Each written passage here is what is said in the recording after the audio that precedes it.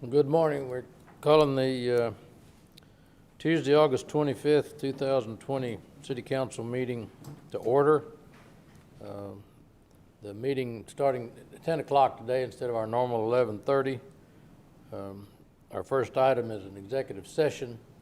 So for those of you that may have tuned in, we're going to go through the formalities of opening the meeting, giving the invocation, the Pledge of Allegiance, and the roll call, and then we'll go into executive session.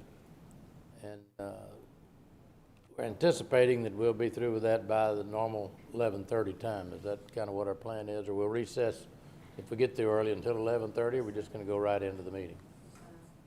Yeah, if we get done before 11:30, we can recess for a few minutes. Okay. Yeah, we should be done by 11:30. All right, so if you're wanting to view the city council, we'll still shoot for the council meeting to begin at 11:30. We're just doing the meeting early so that we wouldn't be here till 8 or 9 o'clock tonight on an executive session on this item. So we'll call the meeting to order and give the invocation, then join me in the pledge to the American flag and the Texas flag. Our Father, we pray that you would watch over us today, and we pray for those that are in the path of the hurricane to protect them, their lives, and their property. Continue to pray for our first responders and our medical personnel in this pandemic. Thankful that we believe we're on the downhill side of the pandemic, but we have to stay vigilant and pay attention to what we do so that we can get through this completely. Guide us now in the decisions that we make, that they're in the best interest of our community, and be with us in everything that we do. These things we ask in your name. Amen. Pledge allegiance to the flag of the United States of America and to the republic for which it stands, one nation, under God, indivisible, with liberty and justice for all. Honor the Texas flag. Pledge allegiance to the Texas, one state, under God, one and indivisible. All right, Ms. Huerta, would you please call the roll? Mayor Joe McComb. Here. Council members Roland Barrera. Here. He's here somewhere. Yes, I heard him. Did you hear him? Yes, barely, but I heard him. Rudy Garza. Here. Paulette Guajardo. Present. Gail Hernandez. Here. Michael Hunter. Here. Ben Molina. Mr. Molina. He's here Okay, somewhere. thank you. Everett Roy. Here. Greg Smith. Here. City Manager Peter Zanoni. Here. City Attorney Miles Risley. Mayor and council, a quorum of the council and the required charter officers are present to conduct the meeting. All right. I explained the reason we started early was to go into executive session. So the council will go into executive session on item 1 per the Texas Government Code, section 551.071. And that's related as listed on the agenda as relating to legal matters involving water towers, water pressure, equipment replacement schedules, and the Texas Commission on Environmental Quality Regulations relating to the provision of water minimum pressure requirements, water minimum alternatives, capacity requirements, and other related regulatory matters. So we will recess the council to go into executive session, and we'll be back.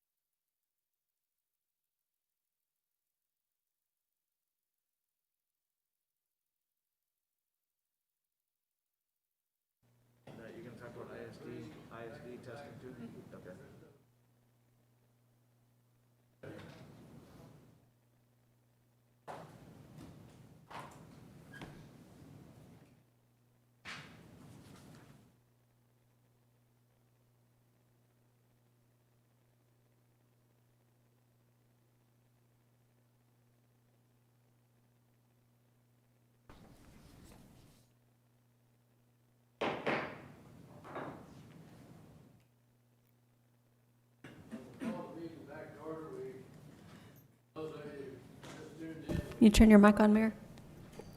We'll call the meeting to order. And for those that may be watching on television, we actually started the council meeting at 10 o'clock this morning, and then immediately went into an executive session on an item. And have completed that now, and we'll start the remainder of the city council meeting.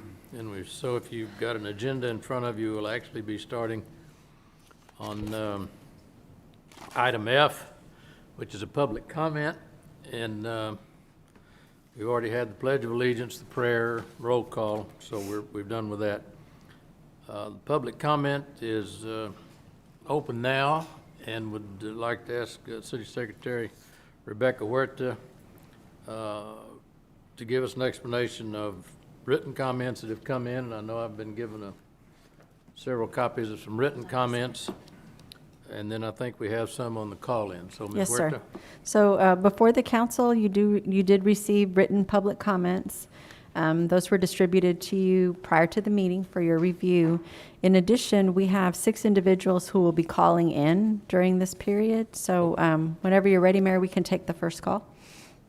All right, I think we are. We're on the agenda, so this will be a public comment period. The written material has been passed out to the council members, and these are call-ins. So, Ms. Huerta. Yes, sir. Okay, ready? Ms. Zamora? Okay, let me give you the mic on. Okay, Ms. Zamora, please state your name and address and then make your comment. Thank you. My name is Melissa Zamora. I live at 3917 Bronner Parkway, and I am a native to Corpus Christi. I was raised here, got all of my various forms of education here, and have always been intrigued with environmental sciences.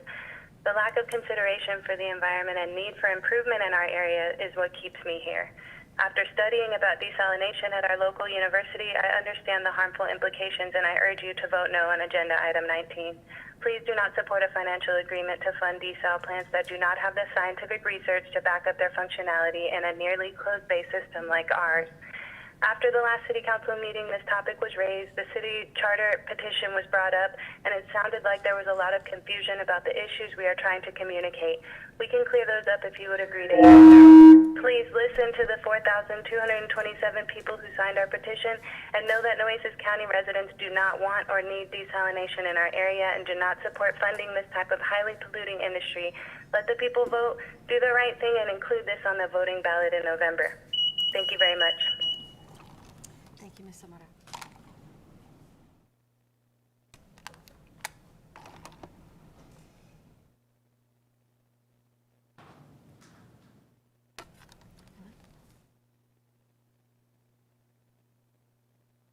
Ms. Rogers? Yes. Okay, can you state your name and address and then make your comment? Yes, this is Julie Rogers. I live at 710 Furman Avenue. And may I begin my comment? Yes, ma'am. Thank you. The City Council's mission is to make Corpus Christi one of the most livable communities in America, to create a vibrant, progressive, clean city that rejoices in its diversity, to keep our citizens safe and secure, and provide an abundance of economic development opportunities while paying special attention to our unique environment. That is from your city webpage. Everything about item 19 and your proposed desalination project for Corpus Christi Bay goes against that mission. Please vote no on item 19 and hold a series of town halls where the debate can be flushed out, where all questions are addressed, and the harms, risks, and costs of such a proposed project are fully exposed. In closing, I would like to thank you for the recent town hall meetings held for the upcoming budget. But I'd also like to point out that if you can do that for the budget, you can do it for the proposed desal project. Thank you. Thank you, Ms. Rogers.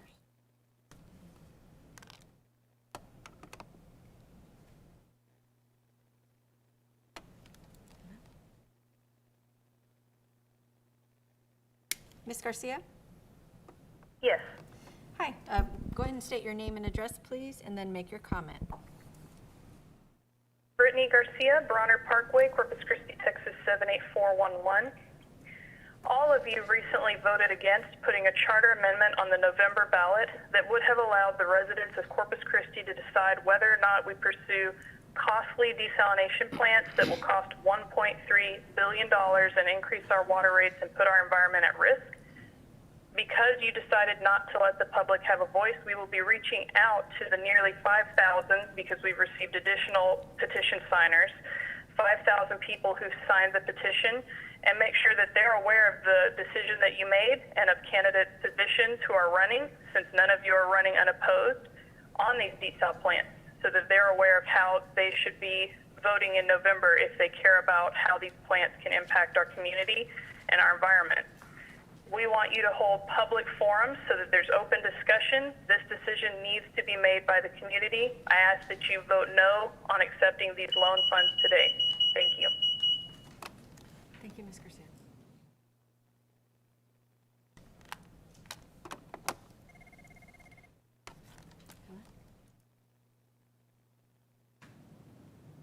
Ms. Campos?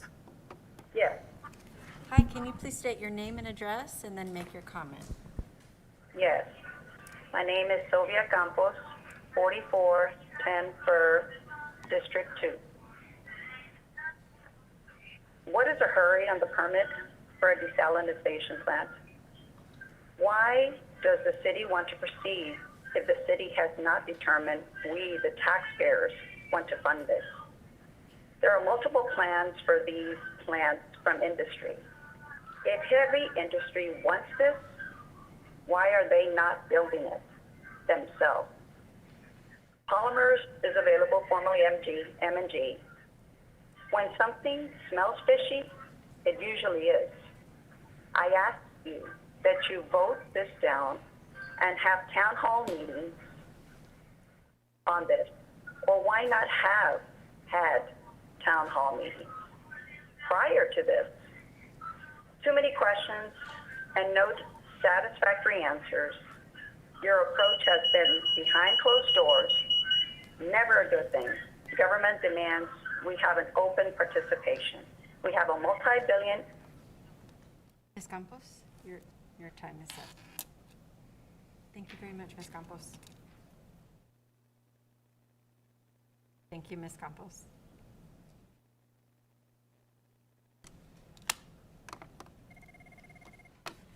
Hello? Mr. Mostagashi? Yes, ma'am. Okay. Can you please state your name and address and then make your comment? Moses Mostagashi, 8017 Barley Dock. So I just wanted to comment in support of the project. I think it's a great thing that's going on in the area. Being that this area is an open canvas, with what we're bringing to the area, we're going to be making Corpus a little bit different, thinking on a bigger scale like La Cantera, the Dominion, the Rim. I wish we'd be able to talk during our actual part, but, you know, we really want the council to go with what Planning Commission decided, which is the CG2 and the CN1, because that allows us to do our full vision in the years to come.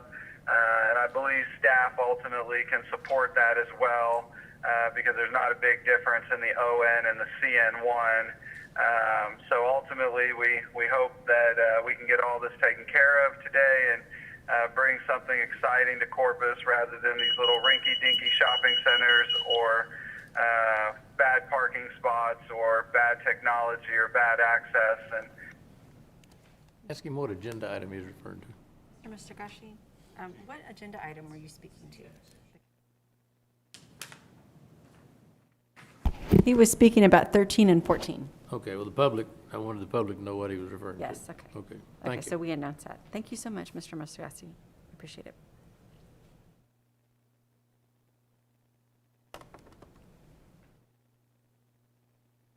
Hello?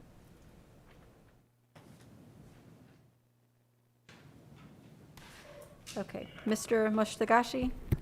yes, Okay, can you please state your name and address and then make your comment? And also let us know what item you're speaking on. Yes.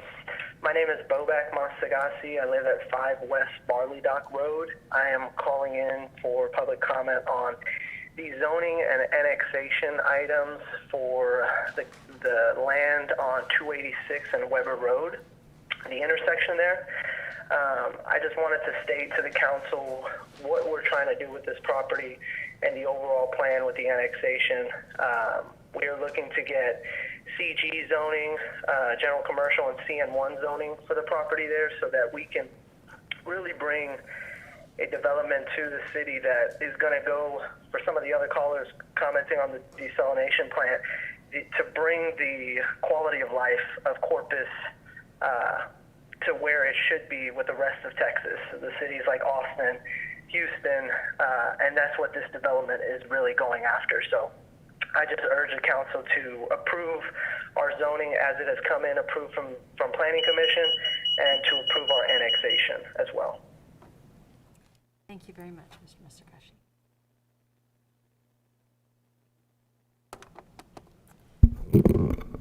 Mayor, that concludes the public call-ins. All right, thank you very much. We appreciate that. That then gets us to city manager's update and city operations. Yes, Mr. sir. Manager? Thank you, Mayor and members of the council. Just 2 items today. I'm going to have Annette Rodriguez, our Public Health Director, give us an update on COVID. And then I'll just give you a quick update after that on the hurricanes that are in the Gulf. And Annette's going to do her usual COVID update, but also she's going to focus on the independent school districts. The mayor, myself, Judge Canales, held a WebEx meeting with each of the 6 school districts that are entirely in Nueces County to see how they're doing on their operational plans. Most of them are remote learning still. But one of the things we talked about is testing and how the city county health district could provide dedicated testing to teachers, administrative staff, and students. And so Annette's going to talk about that as well in her update today. So we'll have Annette come up first and talk about where we are with COVID.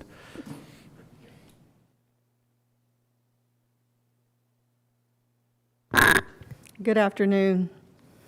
So I'm going to give the Health District COVID-19 update. Next slide. So the total cases that we've had as of yesterday in Nueces County is 18,000. We just went over the 18,000 mark, 181.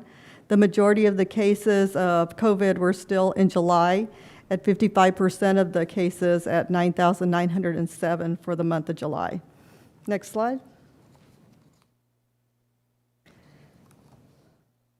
The deaths for Nueces County are at 316 as of yesterday for a 1.74 death rate compared to the state of Texas, 11,266 deaths in Texas at 1.95%. Next slide. The deaths by months, it's interesting because if you see the bar graph, 168 deaths in July, 140 in August so far. It may exceed the 168, but the 168 is definitely where we were at the peak, and now we're starting to see our numbers declining. Next slide. The deaths by weeks in July, it also shows the same trend. So 34 for the week of 4th of July through the 10th, and then 38, and then 47, and then it was still at 47 July the 25th through the 31st. If you look at on the left-hand side, the daily deaths within a week, so the daily average, 5 in week 1 per day, 5 for week 2 per day, deaths per day, and then week 3 and week 4 were 7 deaths per day. If you look at the next slide, you start seeing the trend actually in August of the coming down. So for the first week in August, 53 deaths in the first week in August, and then 48, and then 29. And so it's a much better trend to start seeing these numbers that are coming down. Next slide. This is hospitalization risk. And so it starts out with the little circle at the left-hand side, and it says asthma, 1.5 times. So if you have COVID-19 and you have asthma, you're 1.5 times more at risk of being hospitalized than if you did not have asthma. And then you can keep going up to the different ones. So hypertension, you're 3 times more at risk of being hospitalized. Obesity, 3 times. Diabetes, 3 times. Chronic kidney disease, 4 times. And then severe or morbidly obese, 4.5 times more likely to be hospitalized. If you have 2 or more conditions, you have hypertension and diabetes, you're 4.5 times more likely to be hospitalized. And if you have 3 or more conditions, you're 5 times more likely to be hospitalized if you get COVID-19. Next slide. So we do know that we have people that are recovered. So of the 18,000, we have 9,939 people that have recovered from COVID-19. And so these individuals are able to donate convalescent plasma. The FDA just recently put out an emergency use authorization, an EUA, basically saying that convalescent plasma could be used as a form of treatment because they do see that it has more benefit than it does risk. And so in order to be a donor, you have to be 14 days symptom-free of COVID-19. You have to be 17 years or older, and you have to weigh at least 110 pounds. So I hope that we see a lot of people donating their convalescent plasma. Next slide. So as City Manager Zanoni mentioned, we did have a Zoom conference call with the superintendents for Nueces counties. And basically, we talked about their number one priority being safety. Safety for not only the students, but also for all of the administrative staff.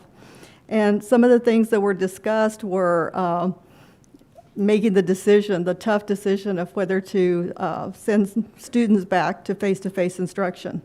And so we looked at the positivity rate. We know that on the dashboard for the state of Texas, we have Texas at 12.4% positivity rate.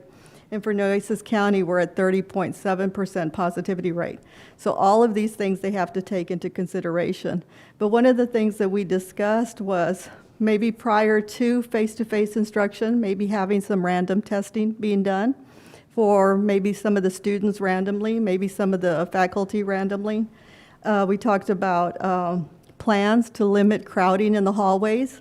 And so maybe when the bell rings, just the first graders get up and change classes, not first, second, third, and fourth, just first graders. Maybe when the bell rings twice, maybe the second graders get up at that time. Maybe it's 10, 15 minutes in between. So there are some mechanisms to kind of keep all of these kids from coming together. We also talked about the possibility, instead of changing the children all changing classrooms, the students, maybe the teachers actually change classrooms. So the teacher just comes to the next class. The history teacher's here now.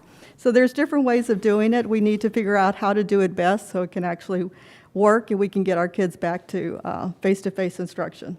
Next slide. We talked about what if there is a COVID-19 positive in the school. So now we have somebody that we know is positive. What happens next? And so one of the suggestions that was made was that maybe the health district could actually move our drive-through to the school. So we could end up going to wherever, London ISD, we set it up there, and that way the faculty and those students that have actually had that exposure can go through that drive-through mechanism and get swabbed. And then we can get those results very quickly because we know at the health district we have a 24 to 48 hour turnaround time. If there were a lot of people that were exposed, we could also utilize our spawn hospital to help us do some of the testing. So classes would be able to continue in places that weren't affected, and then those that were affected, we would know very quickly their results. So we also talked about pooling samples, and I'll talk more about that. Next slide. So pooling samples, Dr. Fauci has been talking about this for a couple of months because of our resources that we don't have a lot of. And so what you do in pooling samples is if you have a group of 20 students in a classroom, what you can do is you can say, we're going to just do half of the classroom. We're just going to randomly pick 10 people. And so these are actually just Q-tips. These are swabs. They're just in this. And so what you can do is you can take 4 or 5 kids and you can swab them, and you can put them all in the same VTM. So it saves on your resources. So when we go to run the test, if everybody from these swabs was negative, you don't have to worry about that group anymore. So if you have a classroom of 20 and you're doing 2 swabs, you're actually doing 10 kids. And so if the second one's negative, everybody's negative. Now here's the issue. If it's positive, how do you know who is positive? And so what you have to do at that time is then you have to go back, re-swab them, and figure out which one of those was positive from those 5 kiddos. But it's a quick, easy way to figure out this classroom does not need to be in session at this time. We do have some positives. They were pulled, and it saves on your resources. So, next slide. We also have, at the health district, we also have compliance inspectors that are going out to do retail establishments. And so we have trained these inspectors to go out and actually look at retail stores to see how they're doing. We have stickers that we actually give out if they're doing very well. There's a needs improvement all the way to excellent is a 10, and we have found that 80% of these inspected retail stores have been doing very well. So we're sending out letters so that they can put up that they were in COVID compliant. Next slide. So I'm available for questions, and I love this mask. I will wear my mask here or there. I will social distance everywhere. So continue to wear your mask, continue to wash your hands often, and continue to social distance. Thank you very much. Thank you. And again, thanks for the work you and your folks are doing. And it's not for the faint of heart, the business you're in, but we appreciate your stamina and your commitment and dedication to it, and express our appreciation to all your people. Anyone have any questions or want to let her get back to work? All right, well, we appreciate it, and we're glad to see the numbers coming down. Thank you. Same here. Thank y'all. Thanks, Annette. Thank you. Okay, Mayor, just one other quick update, and then I'm going to turn the meeting back over to you. It's going to be on the hurricanes. Let me just get my notes here. So we know over the last few days there's been 2 tropical storms, and they've been named Marco and Laura, and they've developed in the Atlantic. So as of 10:30 this morning from the National Weather Service, Billy Delgado and other staff were on that meeting when we were in our council meeting, but Marco has now become a remnant low just south of Louisiana, and it's forecasted to dissipate early Wednesday. So Marco's pretty much fizzled out. However, Laura already is a Category 1. It's still out in the water. It's a Category 1, and it is expected to become a Category 3 hurricane by Wednesday. So that's tomorrow. And it's projected to make landfall southeast Texas or southwest Louisiana by Wednesday night or Thursday morning. So landfall in southeast Texas or southwest Louisiana Wednesday night or Thursday morning. In Corpus Christi, we can expect minor coastal flooding and dangerous beach conditions beginning Wednesday morning. So tomorrow morning, we have to watch our beaches and coast. And we need to do that through Thursday. So all of tomorrow and then Thursday, we need to be mindful of our the coastal beaches.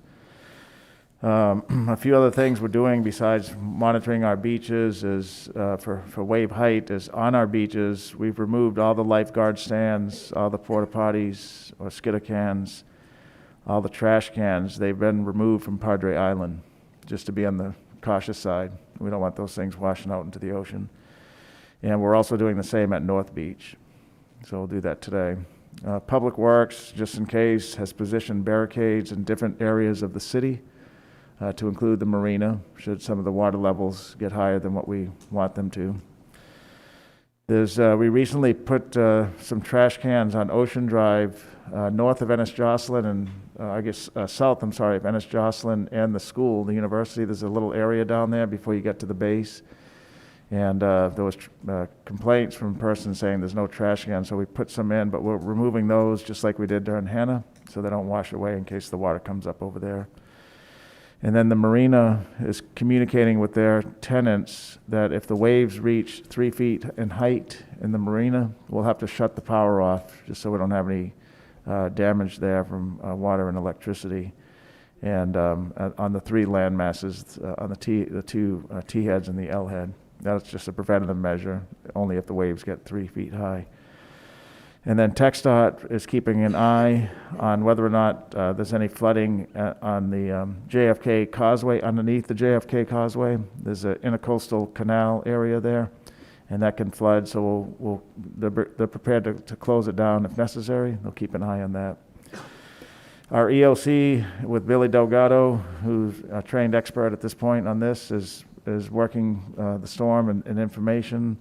He's at the EOC, and we'll do any activation if we need to. We don't think we'll need to, but he's ready in case we do. And then finally, we'll continue to communicate through today and tomorrow with the council and the community should things change. But right now, it looks like we're in the clear, with the exception of some of the title situations that I just talked to you about. Okay, so Mayor, that concludes the city manager's report for this morning, and we'll turn it back over to you. All right. I have a quick question on, before we move on from the hurricane. The South Texas Art Museum, are they good with the sandbags? I think they were Yeah, low last time. we called them yesterday, or the plan was to call them either yesterday or today to see do they want sandbags. I haven't got an update yet, but I'll get you one. We have, since Hannah, we're changing our sandbag policy to where, with Richard Martinez's recommendation, we're going to keep sandbags on hand through the hurricane season. We just store them in a warehouse. So we have about 6,000 right now. And if we need them through this hurricane season, then we'll distribute them from 2 different or more. Right now it's 2, but there could be as many as 4 distribution sites. And so the Art Museum is one of those places that we've offered sandbags to. We did order a second sandbag machine as well, and I believe that came in just recently, like yesterday or so. Oh, good. And that'll help in the production, and then we can have numerous locations to pick up sandbags in the future. Mm-hmm. Great. Yes. Just one last thing related to that. Can you give us an update on your brush pickup?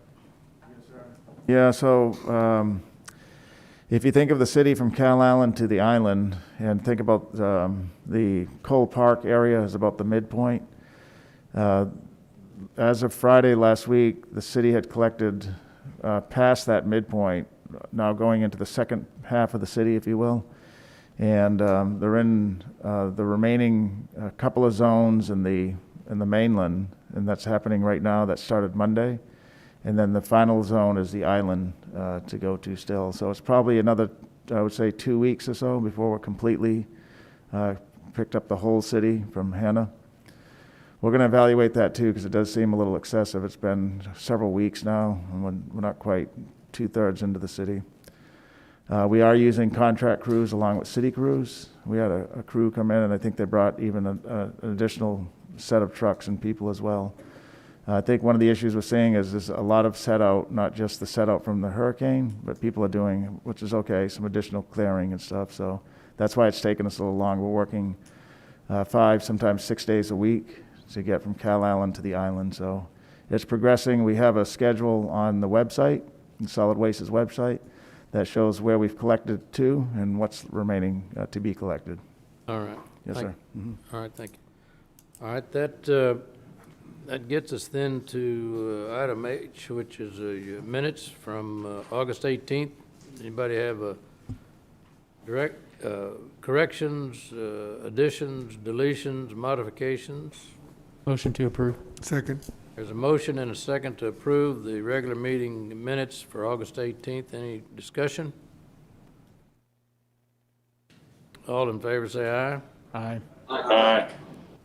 All right, we have one Board of Committee appointee, that's for Park and Recreation on agenda item number 3. You want to go over that, Ms. Huerta? Yes, sir. So there's 5 vacancies on the Parks and Recreation Advisory Committee.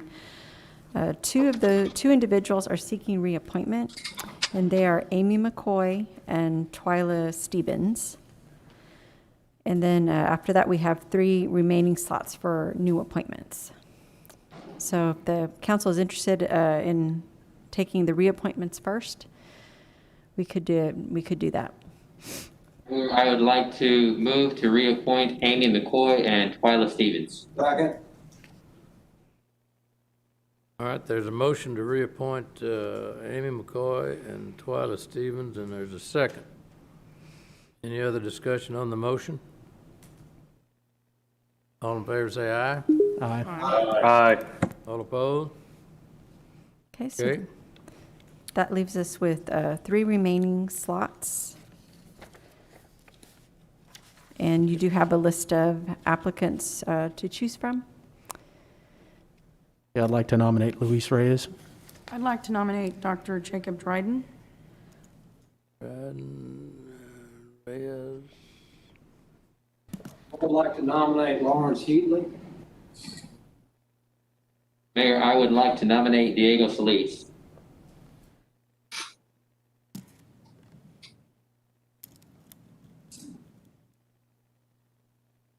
Okay.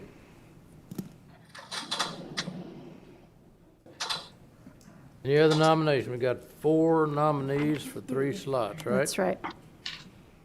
Okay.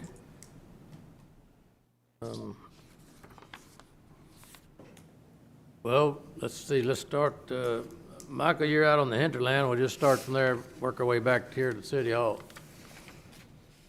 You get 3 votes, kind of like the at-large. Great. So we have Dryden, Solis. Who else do we have? Heatley and Reyes. Heatley and Ray. Oh, I see him on the screen. Sorry.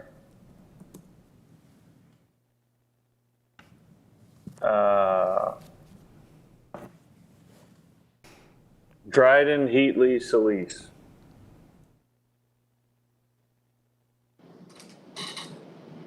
Okay.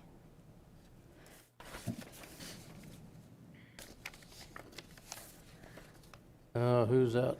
Okay, do you want me to do it off of the roll call sheet, or you just gonna? Yeah, I was just thinking you'd work your way Oh. backwards there. Let's see, who's, everybody, oh, nobody's back in the back room. No, we do We're all have out people in the here. back. It's Okay. Greg and Okay, Roland and Ben. That's who's in the back room. okay. We'll start back there. Okay, so in the back room, Mr. Molina? Dryden, Heatley, Solis. Okay. Mr. Barrera? Dryden, Heatley, and Solis. Okay. Mr. Smith? Dryden, Solis, Heatley. Okay. And in the chambers, Mayor? You want me to Yeah. start this way? Yeah, that's fine. Okay. Mr. Roy?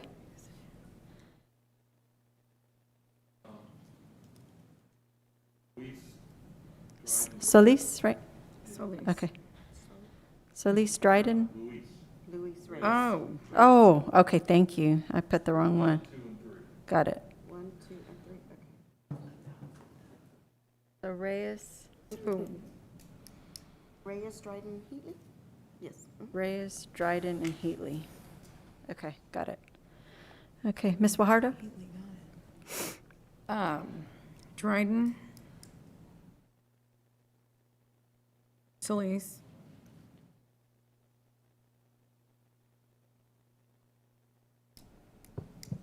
And Heatley. Okay.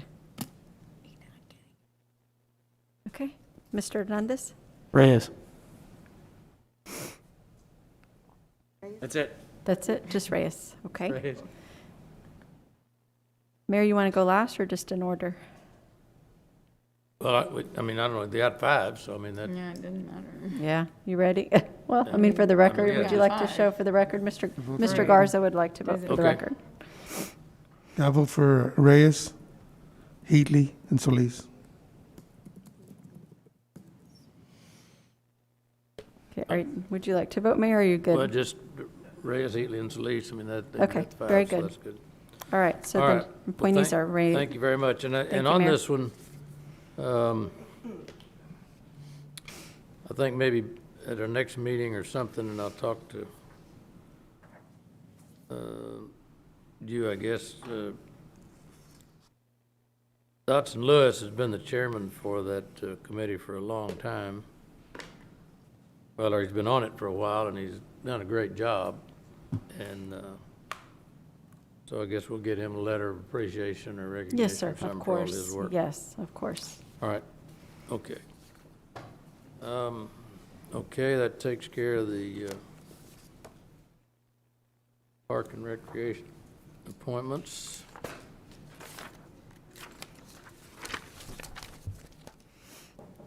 All right, the next ones are agenda items number 4 through 12. Anyone have any of those they need any specific questions about, or they need to recuse themselves for 4 through 12? All right, they want to pull one, anybody?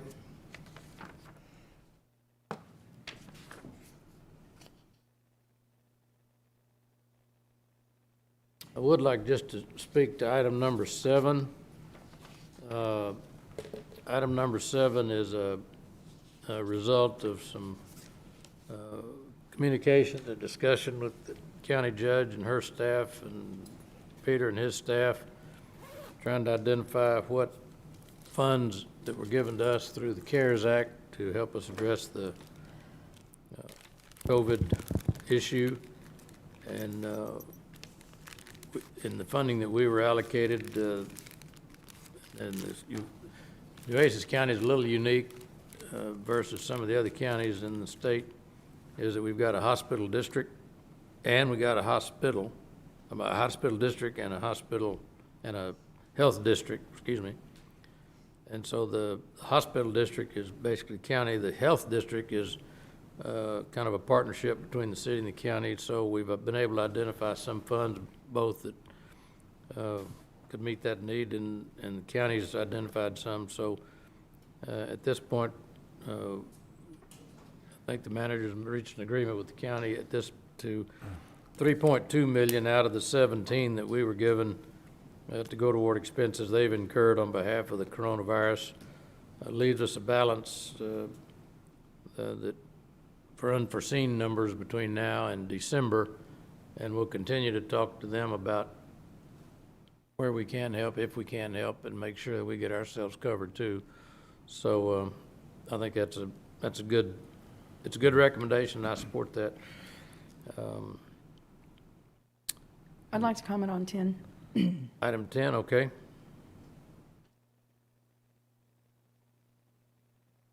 Okay. Okay. Yeah. Well, this is a great, just as you were saying, in partnership with the county, we're going to be helping them. This item is very important. I reached out to the superintendent of CCISD because I knew there was a great need. They did not receive CARES Act money as we did. They did receive it indirectly through PPE, but the Texas Education Agency, they basically, I guess, sent that money down in way of PPE, so they didn't receive funds as the way we did. And so there is a huge digital divide with the students. 37,000 students that CCISD has. And so this item is, in my opinion, is historic because we are helping thousands of children to all be on the same a level playing field with devices and means of Wi-Fi. So it's connecting our kids, and I think it's a great endeavor that we are going to hopefully everybody votes for this to help the children of our city. So I'm very excited, and I just wanted to comment on that because it's a great thing today. I think, Mr. Manager, and we talked about this yesterday, we need to make sure that we're not overlooking. We've got 6 school districts in the city. They may not need it, they may have adequate funding, or they may not have programs that need it, but I don't know whether you and Dr. Hernandez talk to the other superintendents. I mean, if they don't need it, that's fine. If they do, then I think we need to make sure that they're not overlooked. No, they're not. We're between Dr. Hernandez, who speaks to each of the other 5 superintendents pretty regularly, probably every day. We've talked, either he has or we are talking to the other 4 districts. One of them, what's the district? Cal Allen told us today they're going to seek a little bit of funding from us, but they haven't got their paperwork in yet. And then that would lead 3 others. London called us this morning, or sent, I think, your office something, Mayor. And so we're working with them as well. And then the other 2, we don't believe they'll need any funding through Dr. Hernandez's work with them. So we are being fair to all 6. Today, 2 of them were ready to go and have all their material ready. That's CCISD and Flower Bluff. And then there's probably 2 that might not need anything, and the remaining 2 will bring back an item to council if they get their request in. Yes, sir. All Yeah, right. we're mindful of all 6. All right. Yes, Good. sir. Thank you. Okay. Anyone else on items? Mr. Mayor, I'd like to pull item 12, please. Number 12? You want to talk to it, or you want to pull it out? I think it's another good news item on there. So what this allows, it's the Harbor Bridge. We're going to turn the Harbor Bridge basically into a reef. So it's 3 acres of storage, the debris coming off that bridge, and then they're going to take it out in the Gulf of Mexico and make a fishery farm. And it's a great plus for our community. It expands our fishing, scuba diving, and I'm really glad to see the city help out on this effort. The SEA does just terrific work on enhancing our fisheries. So it's our little bit of a contribution to improving our environment and improving our habitat. So thanks to the SEA for all the work you do on this project. And I'd like to add something. I think, Mr. Manager, and then wherever you are, I think it's on that.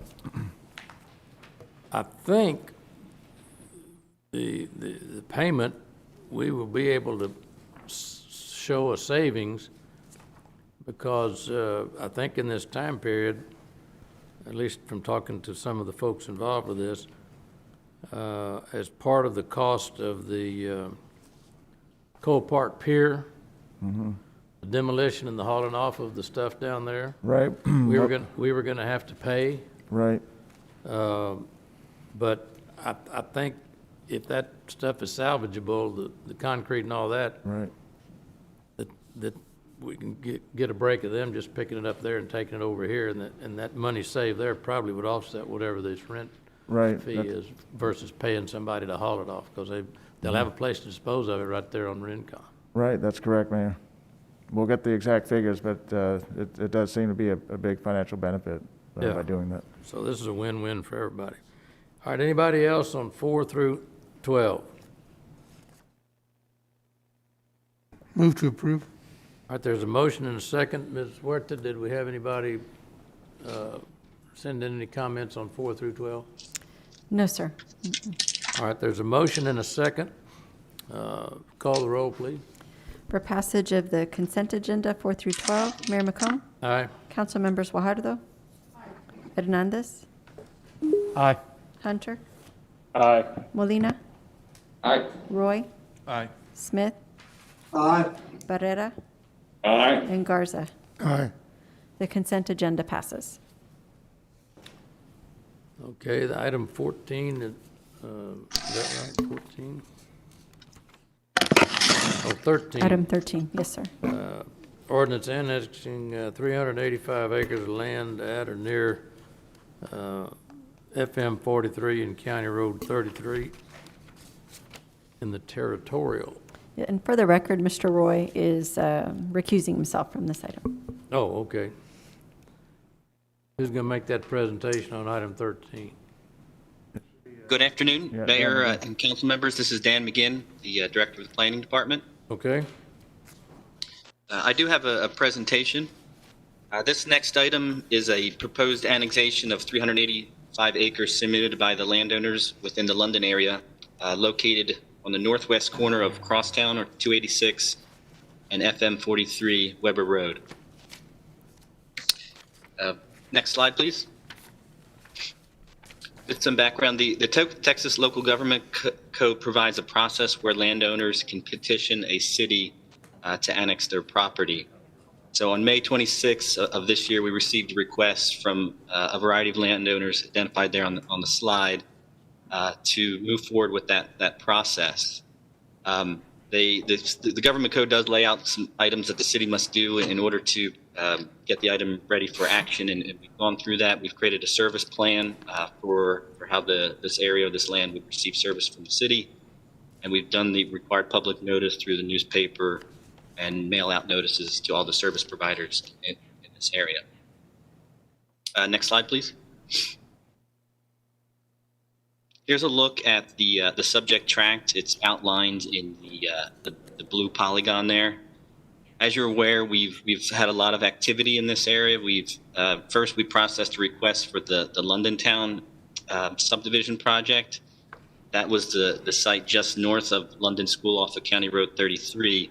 And with that site, they constructed a wastewater lift station, which really opened up development and I think the increased activity that we're seeing in this area.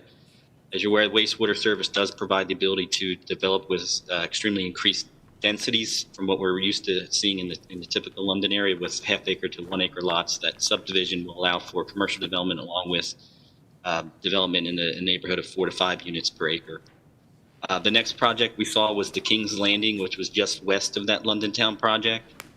And with this subject tract, this really kind of brings into play all of the land that would be served by that lift station. There's a couple portions, as you can see, that aren't within the city limits, but we expect as development increases in that area that they'll also be in to request annexation. So this area is completely served. We do have good access to water also in this area right now.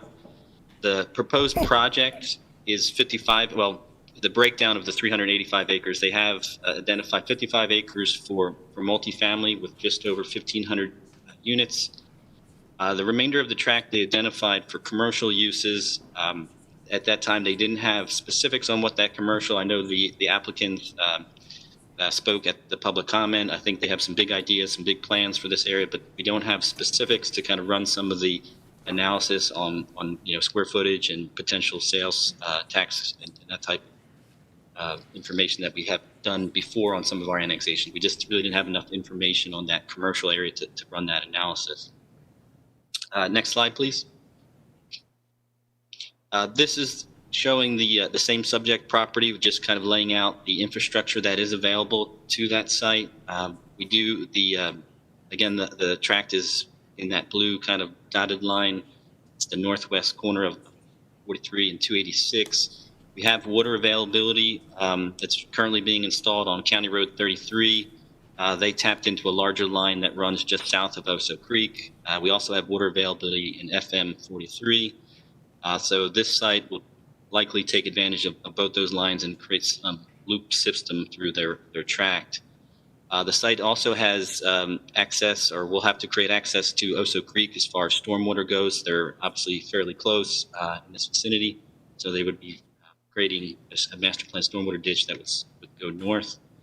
And then again, just with the wastewater service, again, that lift station was built there at the London Town subdivision area, and they have relatively easy access to that site as well.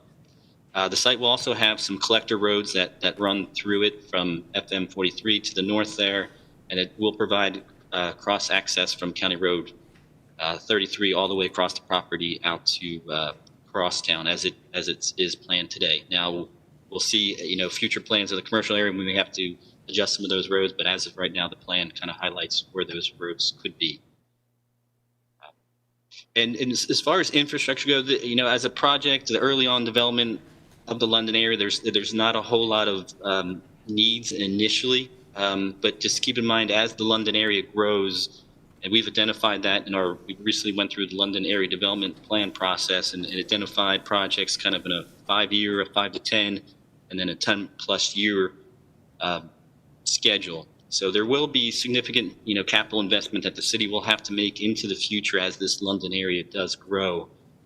We've identified, a fire station that at some point will be needed within this Weber corridor as we see numbers increase in household size. It's probably a little bit longer way off, but there's always constant improvements to improve efficiencies at the Greenwood Wastewater Master Plan. They're in decent shape now, but at some point that will need to expand as the London area grows. And of course, the police and parks will also have to provide services in this area once certain thresholds are reached into the future. In this initial phase of the project, there's not a whole lot of new needs. Current services can expand and serve this area. Next slide, please. And so based on our analysis, we felt with the ability to control land use through zoning and our Unified Development Code on major corridors into the city, it offers that protection for quality of life and kind of aesthetics as you would enter the city. We also have, with it being in the city, we have the ability to have the development standards on infrastructure and development. And as you're aware, this is an area that's already has service from the city. And with our ability to prohibit septic systems in this northwest corner and through this annexation, we feel that it is a good move for the city to annex this property as requested by the applicant. So I'd be happy to take any questions at this point. Mr. Garza? Thank you, Mayor. Dan, the only concerns that I've had about the development, of course, the densities that we're talking about are attractive for the city and allow us to be more efficient in the way we deliver services. The only concern that I have in that area, and looked at water, we looked at wastewater. The concern that I have, and I've had all along, the development of the south side of the Oso Creek, is just the stormwater, or the drainage systems. I mean, I thought, at least in strategic sessions, we had talked about making sure that those areas or those lands had their own detention pond systems or something that was going to retain the water, because with some rain events, that Oso Creek is already being used as a major drainage ditch for the I guess this farthest portion of the south side is already its maximum capacity. We've done some improvements to improve La Jolla Creek and making sure that we don't have flooding from La Jolla into Las Colonias. But if more frequent events and more capacity is used in the Oso Creek, we're gonna create some issues again going back into La Jolla Creek and into Las Colonias. Are we just going to abandon the idea of using detention ponds or lakes or something to slow the water from going into the Oso Creek as a drainage solution? Well, we do have in this particular quadrant of the London area, we do have a stormwater master plan which identified a ditch that would serve this tract, but that would be part of the subdivision in the evaluation as they submitted a plat and some of the commercial site planning, that they would have to show their calculations on the stormwater outfall. And that's certainly looking at the Oso Creek and this connection to a ditch that would eventually go in there, that would be part of that evaluation. And larger sites, commercial sites, I think maybe they would be likely to have some level of detention as part of any commercial site that would be this large with that much concrete or parking. So to answer your question, it would be part of an analysis, but it would be kind of down the road during the subdivision and commercial site planning process. Well, at some point, I think we need to at least study using the Oso Creek as a drainage solution for the area south of the Oso long term, because I'd rather do it ahead of time than after there's 14 or 1,600 houses built out there. Thank you. Mr. Hernandez? Thank you. I spoke with the developer for this area, and they're interested in doing a TERS and a management district associated with this area in order to do the infrastructure.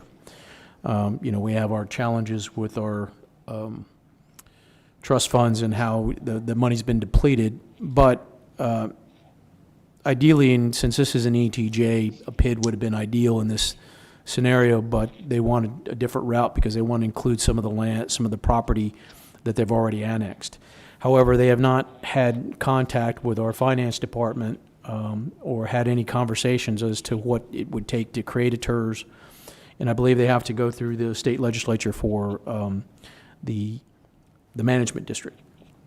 I know this requires 2 readings, and I want to make sure that we're very clear with them as to what is needed for the TERS, specifically through us, because it has to be approved through us, prior to doing the second reading, so they have the option. I don't want to eliminate the option of them doing something else in order to pay for that infrastructure without actually making sure that they can actually do a TERS. But like I said, I don't want to eliminate options for them if we go ahead and annex without getting all that information set up. Thank you. Any comments? Just a couple of comments. Have you, looking here, you got that Cabin's Field just right there behind it. Did you run this by the Navy for the ACUs?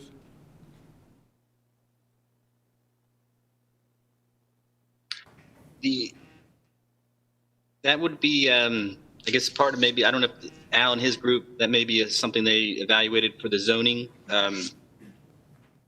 requests. As far as the annexation, I believe that airfield did kind of terminate, though. I remember that coming up during our discussions about the lease for that sports park, and I think that only impacted the very northern part of that our city property, which is north of this area. So I don't believe there is an impact with that ACU zone. Now, the Navy is looking at redoing some of that in the future, but that plan, that reevaluation of the ACUs has not occurred just yet. Well, I mean, just, I think I'd want to rather know than just believe. So I'd make sure you get something from the Navy that they don't have any objection, because they are in the process of redoing that. But if you'll recall, that circle in there is what got the Carroll High School relocated, and I wouldn't think they would, because they come in off of Ayers back over there on the north, I guess that's like the east side of Saratoga, and they come in, they land in there, and then they circle around, and they left, or where they come in and they land. But it never hurts to have their okay. And then there's also that, actually, is that the Carroll Lane ditch that comes right back in there and dumps into the Oso Creek right back there?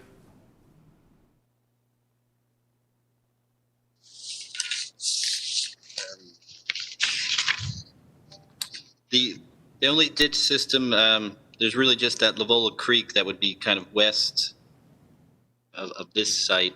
No, there's Lavola Creek's down there, right there by the wastewater facility. I mean, the wastewater treatment. But this is it's that big ditch that comes behind Carroll Lane, and then it comes down parallel to Costoris, and it's right there where Costoris ends at Saratoga, and then that's just that big drainage ditch that goes back in. I don't know what your name that is, but what is that name of that creek you call it, or just a drainage ditch? But when it's a big rain, it carries a lot of water. Yeah, that ditch system is well to the east of this tract. The one that comes down Castores Road, crosses at that intersection. Castores terminates at Saratoga, and that ditch continues to the south, kind of along the east side of the airfield. Right. And it goes under Weber, and then eventually will tie into Oso Creek. No, it doesn't go under Weber. It just keeps going out towards Oso Creek if it's flowing from Costores down. The reason I say that, that's right there by, matter of fact, that ditch, if my truck brakes go out and they keep backing up, they'll end up in that ditch. So I know where that ditch is. But then I think it does go out to Oso Creek at some point. Or it goes somewhere out there, because the city's out there all the time maintaining it. They got crews out there today. It does connect into Oso Creek just north of Weber. I'm sorry, it comes in very close to where the two kind of intersect, just north of Weber Road. Okay. But it's still east of this particular tract. But the subdivision wouldn't have any impact on that? No, sir. Okay. Anybody have any other questions? You need a motion for approval? Is that what we need? It's also a public hearing. Oh, it's a public but hearing, just yeah. for the record, there are no comments beyond the ones made during public comment. Well, we'll open it up for public comment, and we had two, I believe, Yes, supportive of the item, right? Yes, that's right, Mayor. Mhm. Two in support of item 13.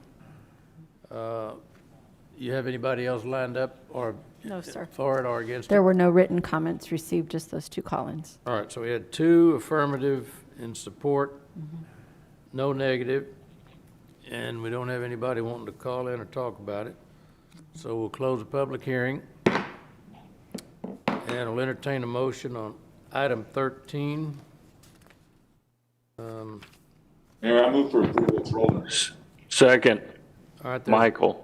motion and second on item 13. Any further discussion? All in favor, say aye. Aye. All opposed? Just, Oh, I'm sorry, it's a public hearing. Yeah. Let's go back to the roll call, I'm okay, sorry. just real quick. So for passage of ordinance 13 on its first reading, Mayor McComb. Aye. Council members Guajardo, Hernandez, Aye. Hunter, Aye. Molina, Aye. Roy abstains, Smith, Aye. Barrera, Aye. and Garza. Aye. The ordinance passes. All right, is 14 a public hearing deal too? Okay. It also is, Mayor. It's a zoning case of Babek Mastagashi, a rezoning property near at the intersection of FM 43 and 33. Kind of like, must be gonna be neighbors out there. Who's gonna do that, Dan? Hello, Mayor. Al Raymond with Development Services. All right, now. Good afternoon. Good afternoon, Mayor. I put up the presentation. Okay. Give me 1 second. Let's put up the presentation. Number 14.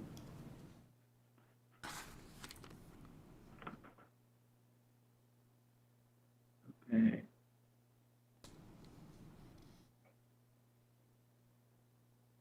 Mr. DeLeon.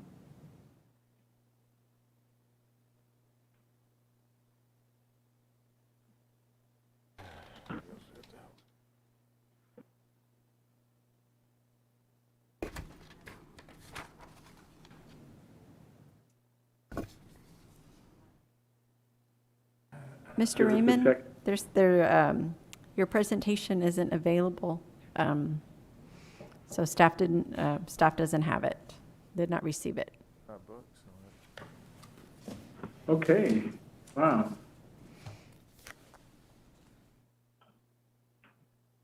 They didn't receive it. Okay. We don't have it over here. We can, why don't you start the presentation, we'll put it on the screen. We have the paper copy. Okay, sure. I apologize, Mayor and Council, but if you can remember what Dan talked about, it is the rezoning of that property. The property is located, it's bordered between County Road 33. It's to the south is FM 43, and to the west is State Highway 286. It's to rezone from FR Farm Rural District to and CN1 Neighborhood Commercial District and CG2 General Commercial District. The purpose is to allow for the construction of a large-scale commercial development. The applicant is Bobak Mastagashi. The property is located along the east side of County Road 33. It extends along the west side of Highway 286, and it is bordered along the north side of FM 43. The property primarily fronts FM 43, which is designated as an A3 primary arterial. To the north are vacant properties located within the city limits and are zoned FR Farm Rural. To the south and east are vacant properties that are located outside the city limits and consist of mostly agricultural uses. To the west are some vacant properties Make sure the Navy signs that off. recently annexed to RS 4.5 single family district. And of course, to the west is the London School District property. This property is 385 acres in size, and it is not platted.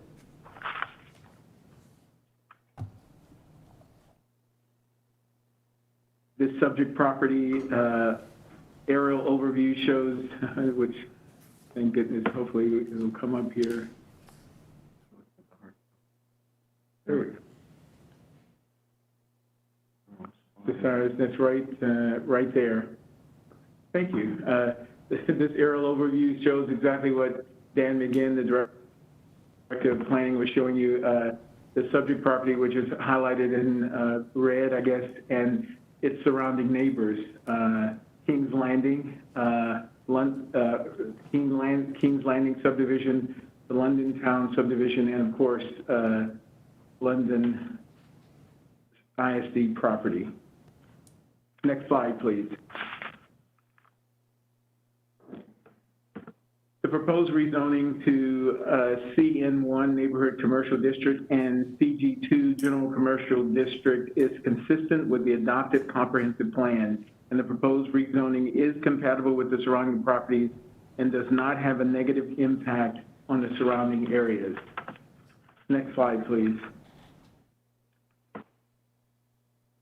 Planning Commission recommends approval as presented by the developer, CG2 General Commercial District and CN1 Neighborhood Commercial District. Next slide. Staff recommends approval of CG2 General Commercial District and denial of CN1 Neighborhood Commercial District in lieu of ON Neighborhood Office District. And we stand by for any questions. I apologize for how that got started. All right, any council members have any questions on item 14? Anybody have any questions on item 14? Why are we, why is staff recommending denial of the CN1 neighborhood commercial? CN1, council member, ON is a better buffer to the residential subdivisions to the west than a CN1. I'm sorry. It's just a better neighbor office. Neighborhood office is a better neighbor, a better buffer than neighborhood commercial.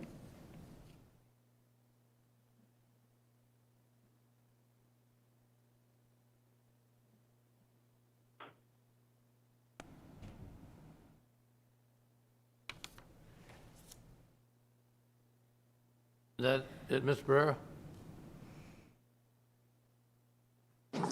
Yes, sir. Okay. Mr. Hernandez? Yeah, Mayor, thank you. I just wanted to kind of address the Navy position there. There is not an accident potential zone there. There is a proposed one that will cross over, that kind of follows along State Highway 286 on the northeastern part of that tract. But it's not, it doesn't look like it's going to be much of an issue. As long as it's commercial property over there, it wouldn't be, I don't think it'll be an issue. Thank you. Good.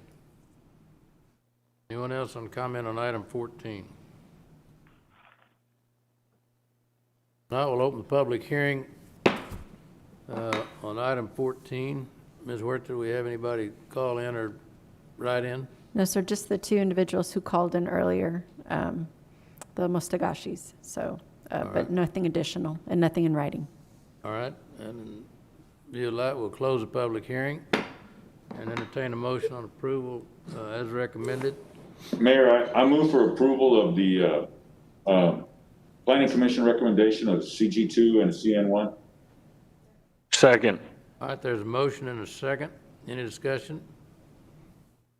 Ms. Huerta, you want to call the roll?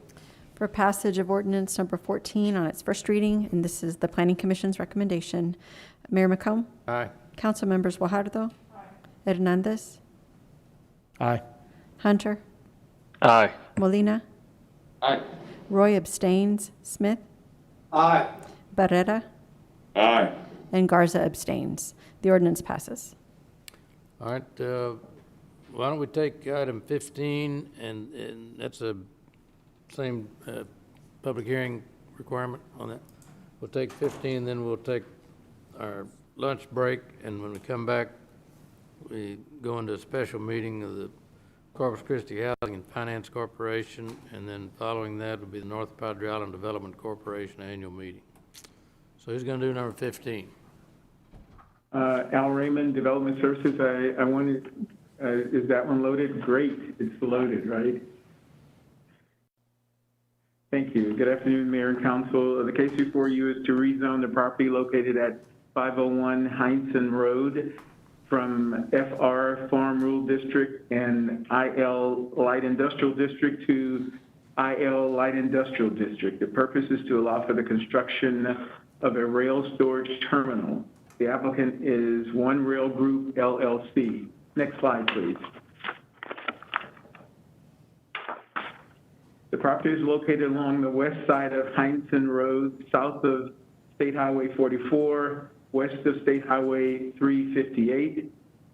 The property is primarily fronts along Heinzen Road, which is designated as an A2 secondary arterial street.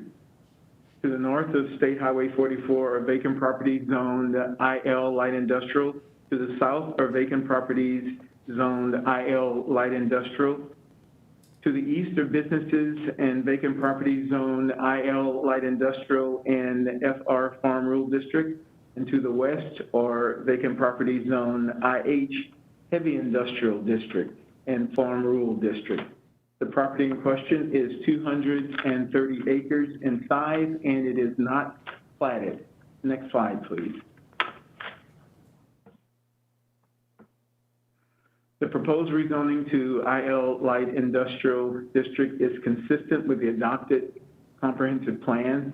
The proposed rezoning is compatible with the surrounding properties, and it does not have a negative impact on the surrounding area. The subject property is located approximately 3,000 feet to the east of Corpus Christi International Airport, and we received no comments from the International Airport, nor did we receive any comments from the Naval Air Station.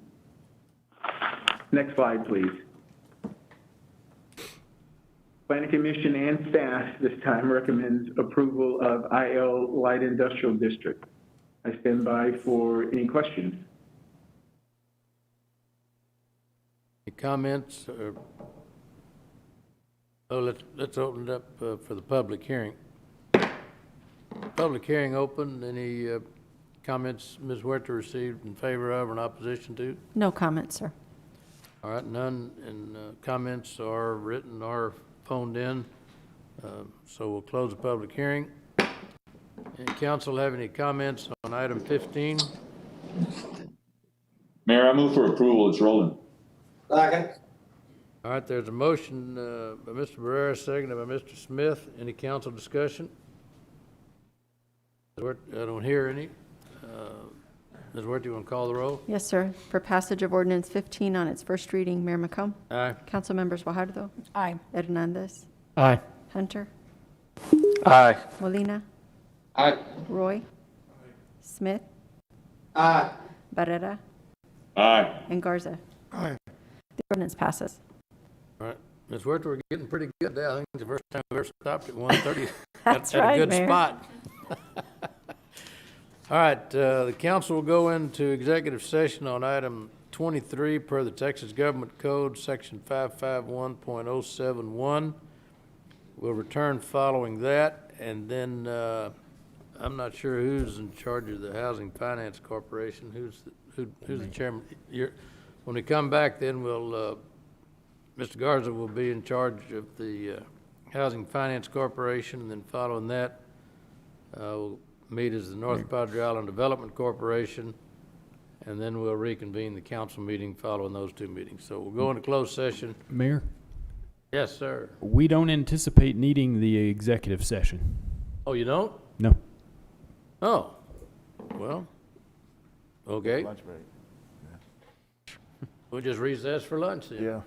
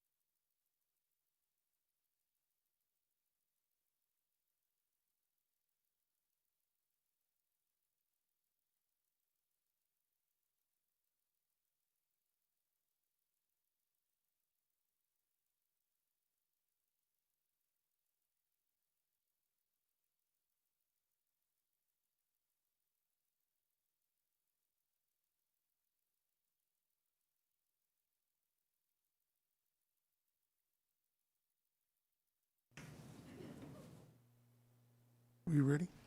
Do I need to call us back into order and then recess for this? All right. We're going to call the council back in from their lunch break, call it back to order, then we'll recess and go to have a special board meeting of the Corpus Christi Housing Finance Corporation. Rudy Garza's president. Going to recess. Okay, I'm going to call the meeting of the Corpus Christi Housing Finance Corporation to order. Ms. Huerta? Yes, I'll call the roll. President Rudy Garza. Here. Vice President Michael Hunter. Here. Roland Barrera. Here. Paulette Guajardo. Gil Hernandez. Here. Joe McComb. Here. Ben Molina. Here. Everett Roy. Here. Greg Smith. Here. Okay, we do have a quorum present to conduct the meeting. Okay, first item on the agenda. Is there any public comment? No, sir, no public comments were received. Okay, great.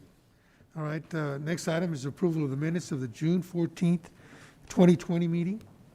I'll entertain a motion to approve the minutes. So move.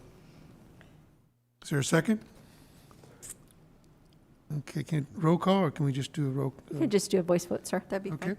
All those in favor say aye. Aye. Aye. Anybody opposed? Motion carries. The treasurer's report?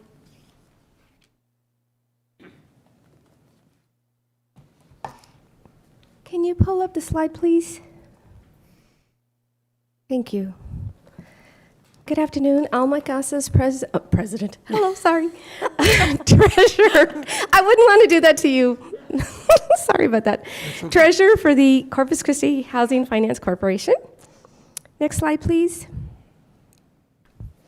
So our financial position for the 9 months ended June 30th. We had our beginning fund balance at 10/1/2019 of $405,979. We have our net change for the period of $68,997, giving us an ending fund balance at 6/30 of 2020 for $474,976. Any questions? Anybody have any questions? Okay, there's no action required. Thank you, Alma. Thank you. Okay, the next item on the agenda is motion authorizing the agreement between the Corpus Christi Housing Finance Corporation and the City of Corpus Christi for the management and investment of the corporation funds.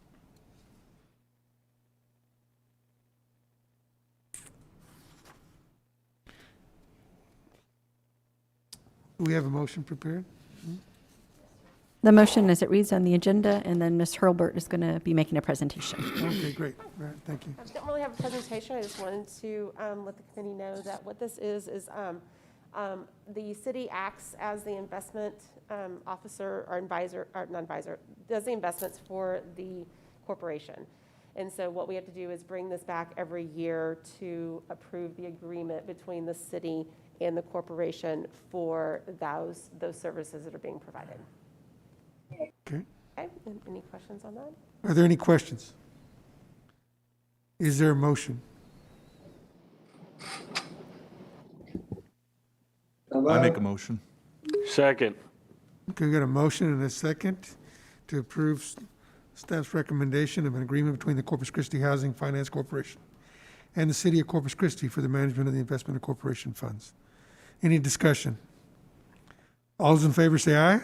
Aye. Aye. Aye. Anybody opposed? Motion carries. There being no further business, this meeting is adjourned. All right. And then I believe we have North Padre Island Development Corporation, Greg Smith, chairman, our president.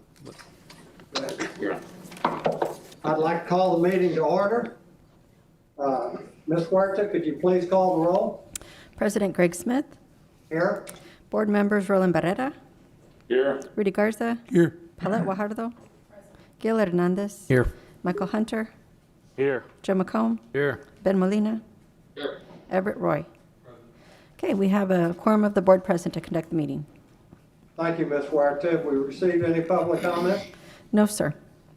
Okay, thank you. Next item of business is election of officers. The first is election President and Vice President. I'll open the floor for nominations for President. I nominate Greg Smith. I'll second that. Any other nominations? Okay. Ms. Huerta, could you please call the vote? Okay, so for passage of the motion, appointing or electing Greg Smith as president, President Smith. Aye. Board members McComb. Aye. Molina. Aye. Roy. Aye. Barrera. Aye. Garza. Guajardo. Aye. Hernandez. Aye. Hunter. Aye. Motion passes. Thank you. Next is accepting nominations for Vice President. I nominate Mayor McComb. Second. You have to elect the officers too, or is that something else? The other officers, there's a slate for that. And most traditionally, those are staff members. I know, but can you do that all at the same time? It would be up to the individually. chair how Oh, okay. he proposes to do that. Okay. Right now, he's just asking for vice president. Okay. Okay. All in favor? Aye. Aye. Opposed? Thank So, you. yeah, Mr. McComb is vice president. Very good. The next is the election of the executive director, secretary, assistant secretary, treasurer, and assistant treasurer. With it, I'll accept nominations for all of these positions, whether if we want to vote at the same time. Chair member, I would like to nominate Peter Zanoni as executive director, Rebecca Huerta as secretary, Paul Pierce assistant secretary, Heather Hurlbert as treasurer, Judy Villalon as assistant treasurer. Second. Okay. All in favor, say aye. Aye. Aye. Opposed? Motion carries.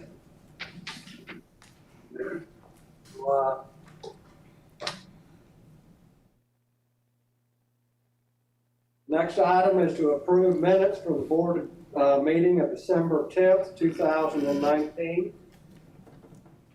Move to approve. Second. All in favor? Aye. Opposed? Motion carried. Item number 6 is a motion approving expenditures. President Smith, we do also have a treasurer's report. I'm sorry to interrupt. Oh, I'm sorry. on Item number 5, treasurer report. Good afternoon, Heather Hurlbert, Director of Finance. Can you please bring the presentation up?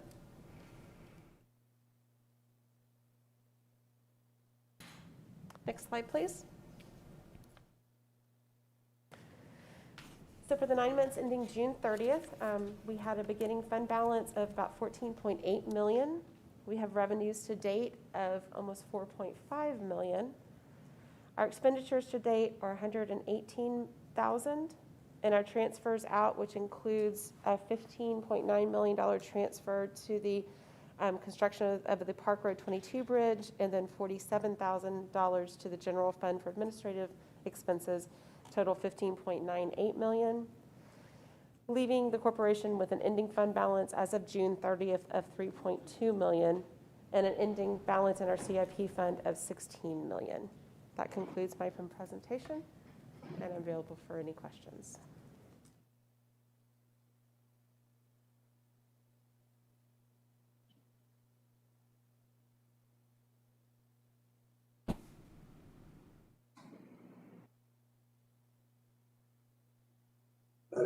Any questions from the board? Hearing none, thank you, Heather. Thank you. Okay, next item of business is the motion approving the expenditures in the 2021 budget. Do I have a motion? Good afternoon, board members. Eddie Houlihan with the Office of Management and Budget. Can we pull up 17B, please?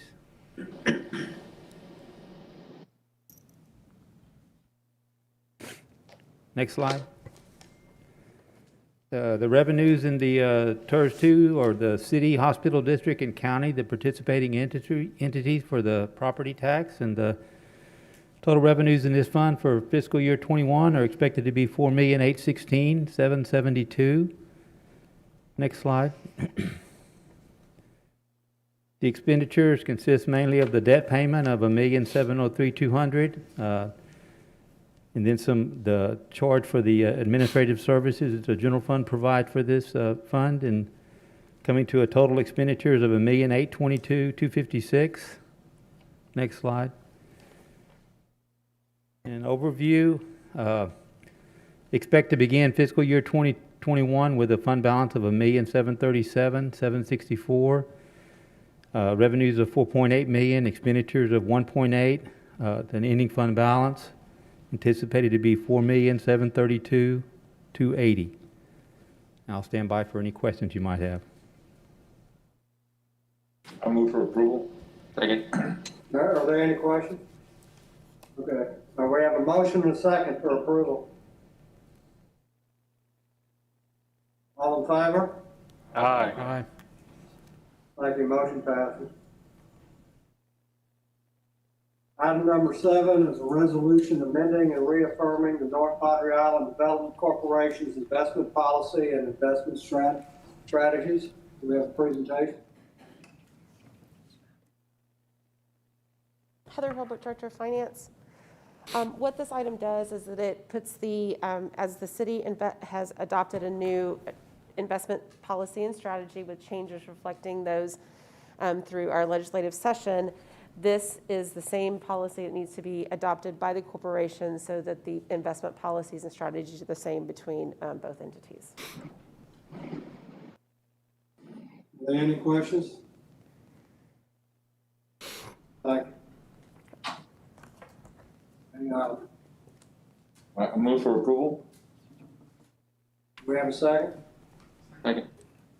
All in favor? Aye. Aye. Aye. Thank you, motion passes.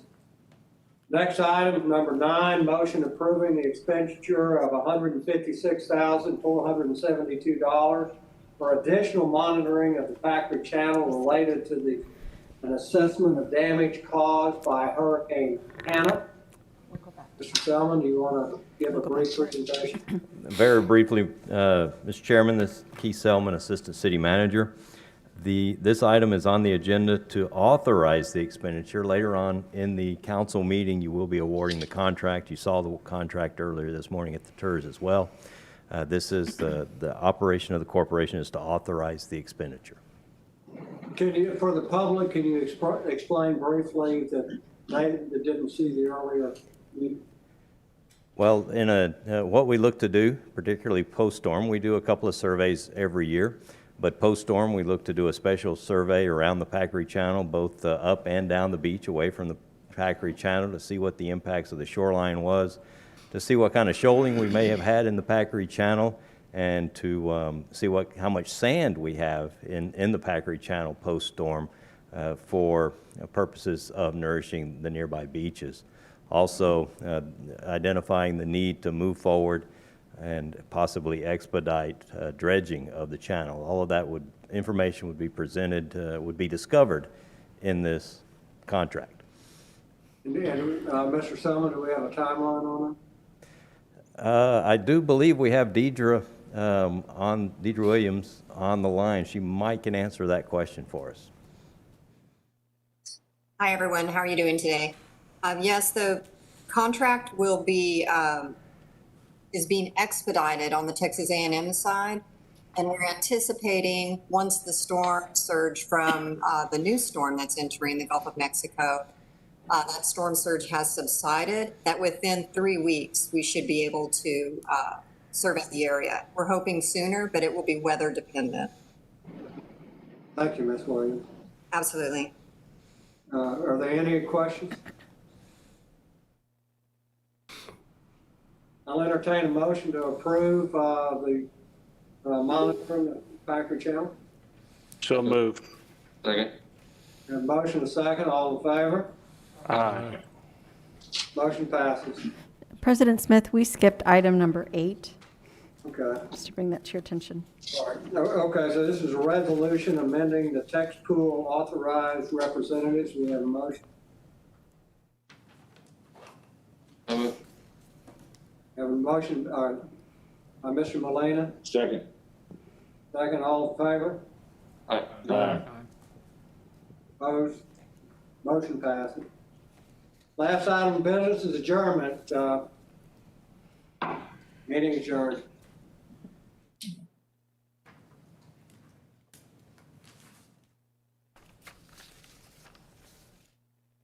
All right, we'll reconvene the city council meeting.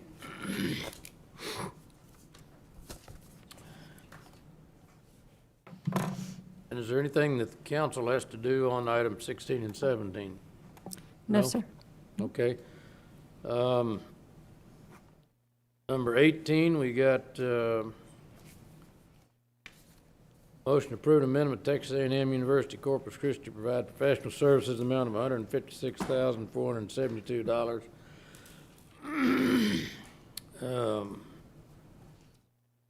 For a total contract not to exceed $401,451. Factory Channel. Monitoring to provide guidance on damage for Hurricane Hannah, located in District 4 with funds available from tax increment reinvestment zone number 2. Any public comment or presentation to be made? Excuse me, Mr. Selman. All right. Mayor, for the record, Keith Selman, Assistant City Manager. This is the item that you saw this morning in your TERS. You just authorized the expenditure as the corporation, and now the contract is before you. All right. Entertain a motion. So moved. Motion approved. Second. All right, there's a motion and a second to approve. Any comment? Anything written or called in? No comment, sir. All right, call the roll, please. For passage of motion 18, Mayor McComb. Aye. Council members Guajardo, Aye. Hernandez, Aye. Hunter, Aye. Molina, Aye. Roy, Aye. Smith, Aye. Barrera, Aye. and Garza. Aye. Motion passes. All right, item 19, resolution authorizing the execution of financing agreement between the City of Corpus Christi and the Texas Water Development Board related to the city's issuance, sale, and delivery of city utility senior system junior lien revenue improvement bonds in the amount not to exceed $11.425 million with the Texas Water Development Board. Yeah. The proceeds of said bonds to be used for a city desalination project and other matters connection therewith. Who's going to make this presentation? Yeah, Kevin's going to make the presentation. I did want to point out, though, that we have other staff members here with us, and we have our consulting firm that's been with us from the beginning, and that is Freeze and Nichols. Okay. And then Constance is here, as well as Heather, our finance director, if you have questions on financial matters. All right, Kevin that's has- item yep, 19. Okay. Yes. Thank you, sir. Good afternoon, Mayor and Council. Kevin Norton, Director of Water Utilities, and like the city manager said, with me are, Ms. Constance and Heather, Esteban Ramos, who's our Water Resource Manager, Gabriel Ramirez, Assistant Director of Water Quality and Water Treatment, and Jason Coughlin, the Friesen Nichols Consultant Rep. I'm pleased to bring to your consideration for approval Agenda Item 200980, which is to authorize the financial agreement with the Texas Water Development Board. This is an important step of our continued due diligence assessment for seawater desalination. The reason we're at this point stems from various factors, from ongoing conditions caused by the drought of 2011 to the continuous growth of our community. The City of Corpus Christi has been working on alternative water sources for decades, really. The city, along with area stakeholders, formed a group to investigate potential water sources for a new, uninterruptible water supply for our community and for our region. After extensive evaluations of the quality, quantity, and reliability of those water supply sources, seawater desalination was determined to be the most cost-effective, sustainable, and responsible solution. City staff recommends your approval of the initial loan amount of $11.4 million from the Texas Water Development Board for the Inner Harbor Seawater Desalination Plant. This step is the beginning of a new phase to continue our due diligence in gathering more data, learning more, reducing risk, and moving the project forward to secure a drought-resistant water supply. Our large volume customers have been contributing to a fund specific for this project since 2018. Those funds they contribute will cover approximately 60% of the debt service for construction. We'll spend more time on rates later in the presentation. The TWDB loan gives the city the flexibility to enter into a multi-year approach. This allows the city to enter into the loan and refine the capital required for the full project. If you think of this similar to a home purchase, the Texas Water Development Board has pre-approved the city for a desalination plant up to $222 million. In this case, the $11.4 million serves as our escrow money, allowing the city the opportunity to pursue permitting, surveys, power agreements, and preliminary design work to reduce risk by allowing us to carefully and methodically work out the project details. And like a home loan, even though the city's been approved for the full $222 million, it does not mean we will exhaust the $222 million we're approved for. This is why approving this financing agreement provides the city flexibility to mitigate potential risk and maintain cost effectiveness. This shows an estimated breakdown of how the $11.4 million will be allocated. This shows that your support is not a vote for a desalination plant, but is actually in support of the city's continued due diligence necessary on a project of this size. So let's talk through how this funding works for us.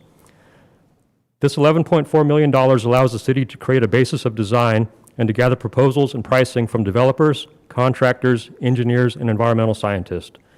By investing into the preliminary basis of design, as well as the request for qualifications, or the RFQ, and the development of the request for proposal, the RFP, we mitigate risk from several perspectives. The $2.8 million will be used to better understand and define the project scope and to evaluate and vet the expertise and qualifications of potential contractors, as well as ensuring the critical financial stability of the potential contractors. The RFQ and the RFP process will be more complex and intricate than projects we have done in the past, given the size and nature of the operations required. Having our processes and contract requirements airtight and how we select and award our contracts is another step in committing to our due diligence. The basis of design, which is sometimes referred to as the preliminary design or the 20 to 30% design, is an important step to help the city secure permits, as the project scope needs to be clear and well-defined enough for entities like the U.S. Army Corps of Engineers to review and make a determination on our project. Nearly a third of the loan budget is needed to secure the required environmental permits. The permitting checks and balances also have an important role. In order to move forward with the initial power transmission design and power allocation, the city needs to have completed and received our final environmental permits from state and federal authorities. Permits should be acquired before the city invests in infrastructure, and this funding allows that to happen. This funding also allows staff to discover, outline, and define the physical and financial resources necessary to commit to the city's projects, thus further mitigating our risk. What's important to remember is that we did not get here overnight. The city has been evaluating alternatives for decades, and this specific effort has been ongoing for 7 or 8 years now. Starting in 2013, there's been an organized commitment from the community to find a sustainable, drought-resistant water solution. A turning point came in April of 2015 when City Council selected and approved Friesen Nichols as the city's owner's representative. Today, Friesen Nichols provides additional oversight and consultation to continuously improve project processes and priorities in project development. To clarify, Friesen Nichols, they do not and will not serve as the project designer, nor will they be the construction contractor.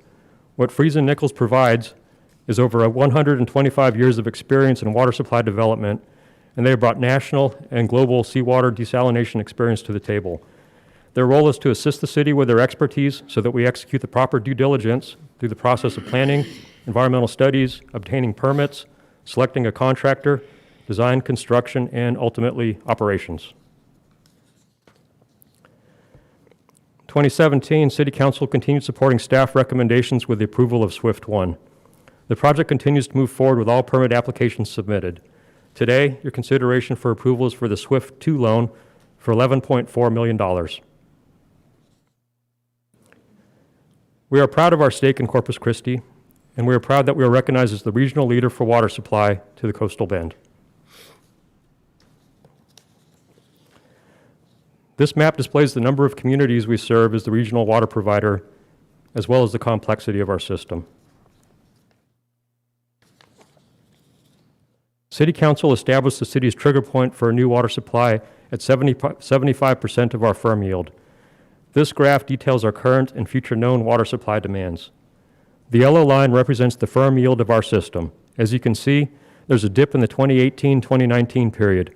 This is from the effects of the 2011 drought of record, the recall of Lake Texana water, and the silting and subsequent resurveying of Lake Corpus Christi and Choke Canyon Reservoir that showed decreased volume. The red line represents 75% of our firm yield. As you look towards the 2022-2023 period, water demands meet or exceed the 75% criteria. This is where City Council has established our trigger point for a new water supply. By adding a seawater desalination plant, the city will gain 20 million gallons per day of additional yield to our supply, which increases our firm yield and brings the red line and the yellow line up. The water demands in our region show no signs of decline. Even with the challenges and unknowns of the COVID pandemic, our numbers show increased water use. Further evaluation by consumer class shows the same upward trend compared to 2019. Residential use is up because more people are at home nowadays. Commercial use is down. Industrial use remains the same. So how much is this going to cost the average ratepayer? We built scenarios on how this could affect a residential customer using 5,000 gallons a month. Approximately 2/3 of our residential customer base use 5,000 gallons a month or less. So we've broken this into two projections. The blue line is a projection using low water supply demand, a higher loan interest rate, and higher power cost. Over an 8-year time frame, this could result in a higher increase to the average consumer's water bill of $3.12 per month. Comparatively, the orange line, the lower line, projects a high water demand, a lower interest rate on the loan, and lower power cost. The higher demand coupled with the lower interest and power cost could increase the average customer's water bill by projected $1.82 per month, again over an 8-year time frame. So this gives an idea of what most residents might see. Each of our projections shows the low rate impact to our average water customers for a drought-resistant water supply. So next steps. With City Council's approval of our agenda item today, we will return in October for City Council to vote to approve only the sale of bonds for $11.4 million. Following in 2021, approximately a year from now, City Council will reconvene to consider and evaluate funding for construction of the desalination plant. So in conclusion, this financing agreement is for one of two parts to the loan. City staff recommends your approval of the initial loan amount of $11.4 million from the Texas Water Development Board for the Inner Harbor Seawater Desalination Plant. Doing this allows the city to continue our due diligence in procuring a cost-effective and sustainable water source for the region. We're at the beginning of a new phase, and more due diligence analysis is required. This step is another opportunity for the city to carefully and methodically perform its due diligence and to continue to move the project forward to secure a drought-resistant water supply. This project began with area stakeholders seeking a reliable and dependable solution to our region's water challenges. That does not mean it should end there. Your approval of the financial agreement will allow the city to mitigate risk with the flexibility necessary to meet our community's expectations. Thank you. This concludes the presentation. Standing by for questions. Does anyone have any questions of the presentation that's here? I think he was pretty thorough, but anybody have any questions? Mr. Hernandez? Thank you, Mayor. You know, I've been pretty consistent in terms of asking for information regarding desal, and I felt I've not been given all the information. Things have been delayed, obfuscated, and just overall disappointed in this whole process. I wanted to see other options. The only thing we're seeing is design build. We're not looking at build, owner, operate. We're not looking at P3. We're not looking at really a lot of things with pricing. Now, I know we did the RFI, but none of that included any pricing or for us to look at. We wouldn't buy a house this way. You know, it's a major purchase. You wouldn't do it without price shopping. It's not just about the interest rate on a loan. You know, the last time we voted to make the application for this, I was a lone vote against it. And that's because I was not comfortable moving forward without that information. Now, I'm not, for the record, I'm not against desal. I think it's a viable option. I just don't like this process that we've been going through. Not to mention, it come to find out that Freeze and Nichols was modeling not a 20 million gallon a day plant, but a 24 million gallon a day plant to deliver 20 million gallons, which was modeling in an 83% efficiency on the plant. I think,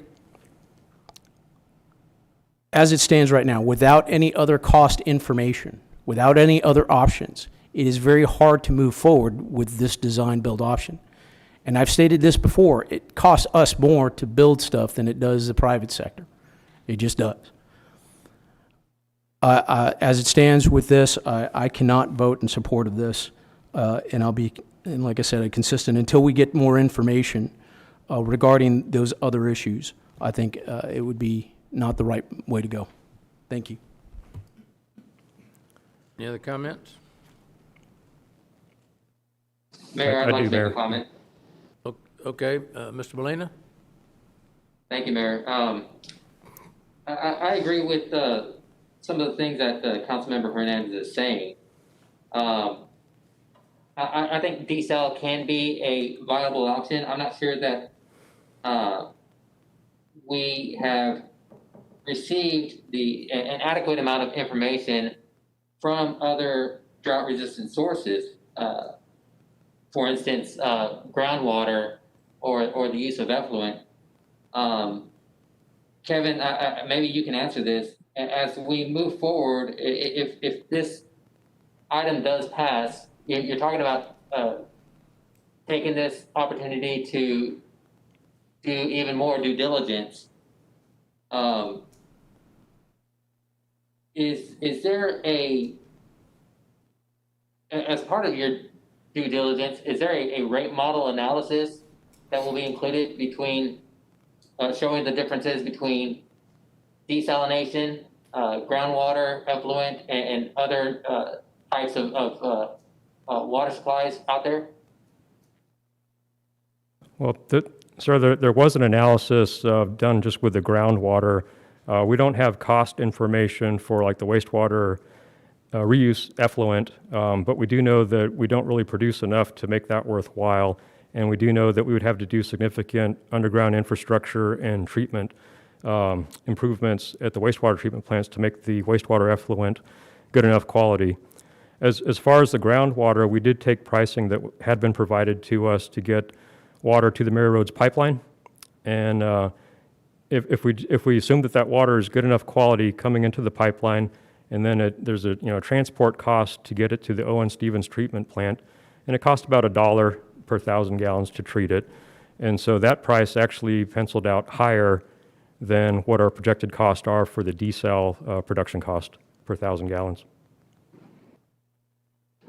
So moving forward, I would like to see that rate model analysis. I think for us and for the community, I think that we need to have good, hard, justifiable numbers before we decide to move forward with our own desal facility. The other thing is there if we find that desal is the best option after considering all the other options, one of my concerns is the environmental impact. And is there, I guess, can you tell me a little bit more about that, the environmental impact of the desal facility? And I know that there's part of the waste from the desal is going to be brine. And I know that there are other markets out there for the use of brine. Would that be a viable option for us here? Selling the brine is not a viable option. That was looked at kind of early on And the fact of the matter is that the water is actually not salty enough to make it worthwhile to sell the brine. It's more cost effective to put it back into the bay, and actually a benefit to putting it back into the bay because we're pulling out the water from the bay. It has contaminants in it. As it goes through the process, you clear out those contaminants, and so the effluent that goes back in, it's a little bit saltier, 0.3 parts per thousand. It's just a little bit saltier, but it's a cleaner water that goes back into the bay. And to put the 0.3 parts per thousand into perspective, the bay salinity varies from 25 to 45 parts per thousand. And so what we're putting back in is salty water that is 0.3 parts per thousand saltier. So it's very, very, very small amount. And again, all the contaminants are taken out of the effluent before it is discharged back into the bay. Okay, and so I guess the last thing I want to leave off with is a comment for City Manager Zanoni. During public comment, we had one of the residents suggest that we host a public information meeting, and I think that's a good recommendation. We did that for our budget process in each district, and I think at the right time, that we should make the effort to have public information sessions for the residents, not only for them to learn more about the project, whether it's desal or any other type of system that we want to use, but also as a means for them to provide their own input. So I really want that to happen, and we have proven that we have the technological capability to do that. Thank you. Mayor. Any other question? Yes, ma'am? Yeah, thank you. I'm going to take this off here. So I guess first off, I'd like to say that for me, this is not about desal, first and foremost. Today is about the ratepayer and what the impact is to the ratepayer. It's about public participation in a over $200 million decision that we are making, that we've not heard one person be able to come here. And I realize that's none of our faults, but there are other ways to hear our constituents. My problem with today's vote is that I believe any decision we make that we're spending a taxpayer dollar, we have to know the cost, in this case, of the alternatives to what we're spending today, which is $11.4 million. We did receive alternatives as a list and someone's opinion saying, this is why we don't think this option will work, because it will just be too expensive to do this, that, or the other. Well, that's not a basis.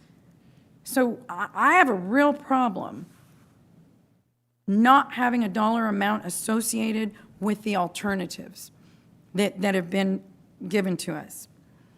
We have serious obligations to tend to in the near future, serious obligations, okay, that we are committed to resolving in other areas of this organization. And we've got a lot that we're going to have to think about in more expenditures that will affect this utility bill for the citizen. I don't have enough information today to be able to vote on $11 million, much less $222 million eventually. I think that, you know, for people that say, well, it's been years and we've been talking about this, no, we haven't. Because the information I received today was I asked for it, you know, you guys didn't get it, I received it, and it's good information, but it's information we need as a whole in regards to a lot of these things that I think a lot of people have been bringing up in terms of just asking questions. It's just, for me, there are too many things that, unknowns. The environmental obviously is another one that's not completely, I mean, not all of it, but some of it is unknown. And I think that stormwater, solid waste, those parts of this equation aren't here today. And that's been told. That's fact. So I can't, how do I look at someone and say, your bill's going to go up, but I'm not sure. I'm not sure how much. I can tell you about 70% of how much it's going to go up, but the other part, we just don't know. Well, Paulette, why did you make that decision with my tax dollar? I don't know. I'm not doing that. I'm not going there. So I can't support this today. Again, this is not about desalination for me. This is about information, and this is about, as Councilman Hernandez said, the process. This might be the answer. But public participation is also a must.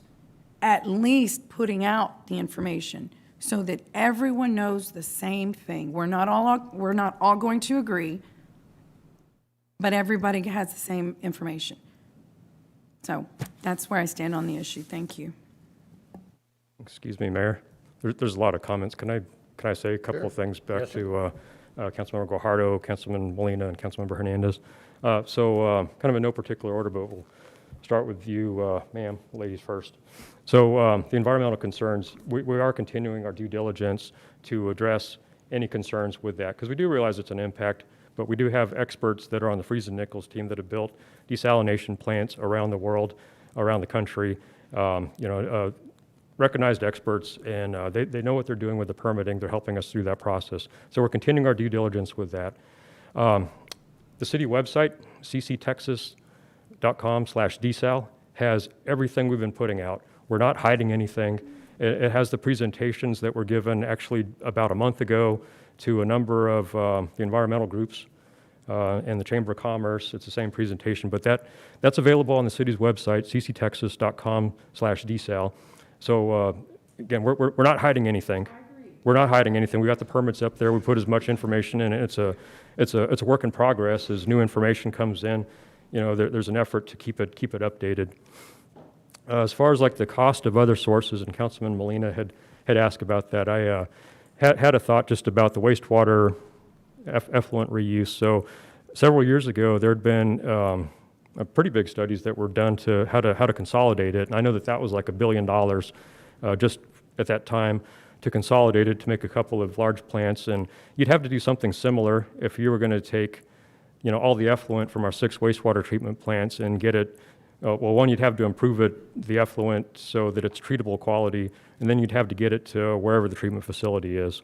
That's what I mean. There's going to be large infrastructure cost with that. And you're right, it's not defined. We could, really estimate the numbers, but they wouldn't be refined at all. But we know it's going to be a very, very big bill if we're laying pipe all over the city to move effluent around, or building a new treatment facility, or trying to get the effluent all the way up to Cal Allen to the water treatment plant to get it treated. And then again with the Evangeline, that was information that we gave, and they've been very open, with it for the groundwater. That's been distributed with it, but we're using their cost, using our cost, and combining it, and with the cost per 1,000 gallons for desalination, it's just not penciling out. It's more expensive to do that, and that's not assuming that the groundwater is not going to require some other treatment, because we know it's high in chlorides, and it's more of a taste and aesthetics thing, but it would impact our water quality if we're adding that in with us and we're not treating that. There's going to be some taste and aesthetics impact on it, not necessarily health risks. And a way to get rid of that, way to get rid of the chlorides, it's reverse osmosis. Same thing for seawater desalination. Then for Councilman Hernandez, again, building it out to 24. So I know where that 95% number you were talking about was last week or 2 weeks ago. That's actually the 95% availability. That was the intent of the plant, was to be available 95% of the time. And to do that, because you're going to have to take it down, that's why you need to have those extra trains. So it's not an 83% efficiency, it's the 95% availability, and you got to take down equipment for maintenance. Sometimes you do have to peak, because sometimes there's a higher demand, and you have to, really like in your car, you put your foot on the gas and you go, and you're going as fast as you can, and you can do that for a little while, but then you got to back off and treat what you're going to be treating. And the end goal was an average of 20 million gallons per day at the end of it, not 24. It was just an average. Thank you, Mayor. Any other comments, Mr. Arthur?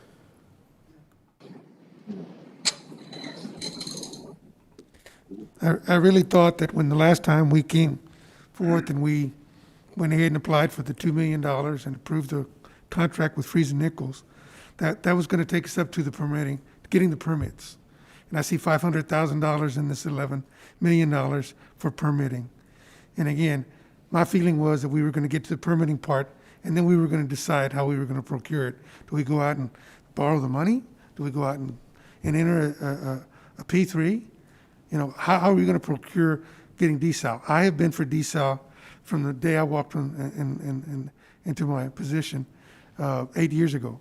And I thought, but I had to get information in order to figure out whether, I certainly didn't want to pay $7 or $8 a thousand for desal if we're getting surface water at a certain amount. I knew we needed to diversify. The idea of effluent, which, by the way, your argument about effluent and distribution of effluent and being that costly, I remember a proposal coming forward from Valero, talked about $14 million. They were going to pay for the pipeline from Greenwood to their plant in order to be able to use effluent. $14 million, not a bunch of other dollars like you're talking about and running pipelines all over the place. I mean, you've thrown a lot of BS, if you'll excuse me, and even in looking at the possibility of using effluent. They studied. We didn't study. We didn't spend any dollars. They studied, trying to see and take samples from the Broadway plant. And of course, because of the salinity and because of the infiltration we had in the collection of wastewater coming into Broadway, that didn't work. So then they looked at Greenwood. They said Greenwood was a candidate. Okay. Again, maybe it's not going to be enough to take care of 20 million gallons a day or 30 million or 50 million. But effluent, the use of effluent was an option for them at that time. And their opinion was saying, we don't want to be curtailed. If we use effluent and we get this additional 4 or 5 or 10 million gallons of water a day, would that be able to keep us from getting curtailed? And again, these are things that I believe that should have been put on a chart and that we should have been looking at all the pros and cons of what water strategy we're going forward. Now, spending another $500,000 in addition to what we've already spent, every time we go out and get a loan, we know it's all going to get spent up. We're not going to return any of that money back. This $11 million, it's all going to get spent. I know it's all going to get spent. And at this point right now, I don't feel comfortable making an $11 million decision. I've been asking forever for curves. The first time I see a curve, supply to capacity curve, is just right now that you put it up on the chart right now for about 30 seconds. Is that chart also available online?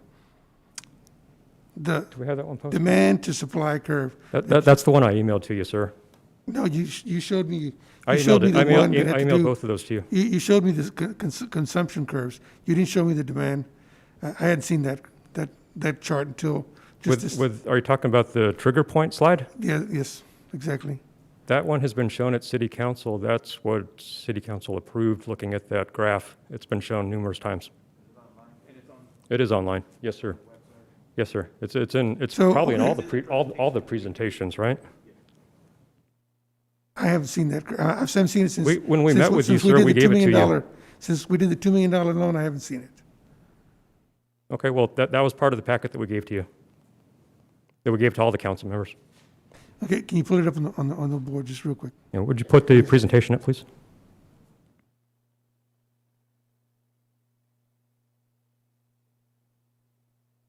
Okay, the difference with the one that we gave to you was that when city council, when city staff came to city council, they proposed an 80%, and then city council said, no, bring it down to 75% of the firm yield. And so there was another line on there that showed the 80%. That's the difference with the slide that we gave to you and that we have posted. So this one's at 75?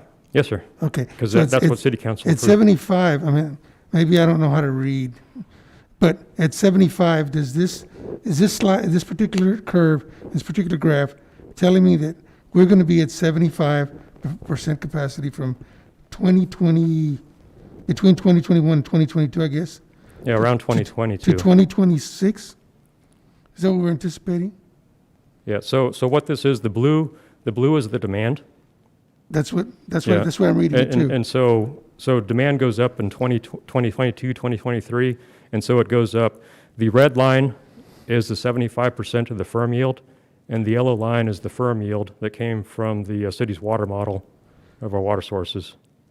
Okay. So the red line is the 75% trigger point to get a water supply. But right now, currently, this particular graph's telling us that in 2022, we'll be at 75% of our yield. Is that Yes, sir. correct?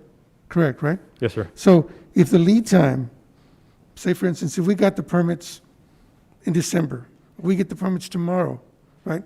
If the lead time for building a plant is 18 months, if we have everything prepared, and we have a graph there that's taking that consumption rate, the demand, and the yield out 7 or 8 years, why would we have to pull the trigger today?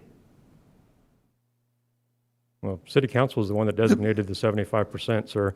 We're reaching 75% of the firm yield in 2022. This is based off of known requirements that are coming in. I know, but if in 2022, show me where after SDI and after Exxon, that there's some event, something's going to take us to our demand up. That's going to take us beyond our, say for instance, 75% yield, or in terms of consumption. In other words, there's nothing in that graph that shows us that we're going to be going up to 80 or 85% consumption No, rate. sir, because we're basing it off of, we're not making up stuff. We're not making up requirements. These are known demands that are coming.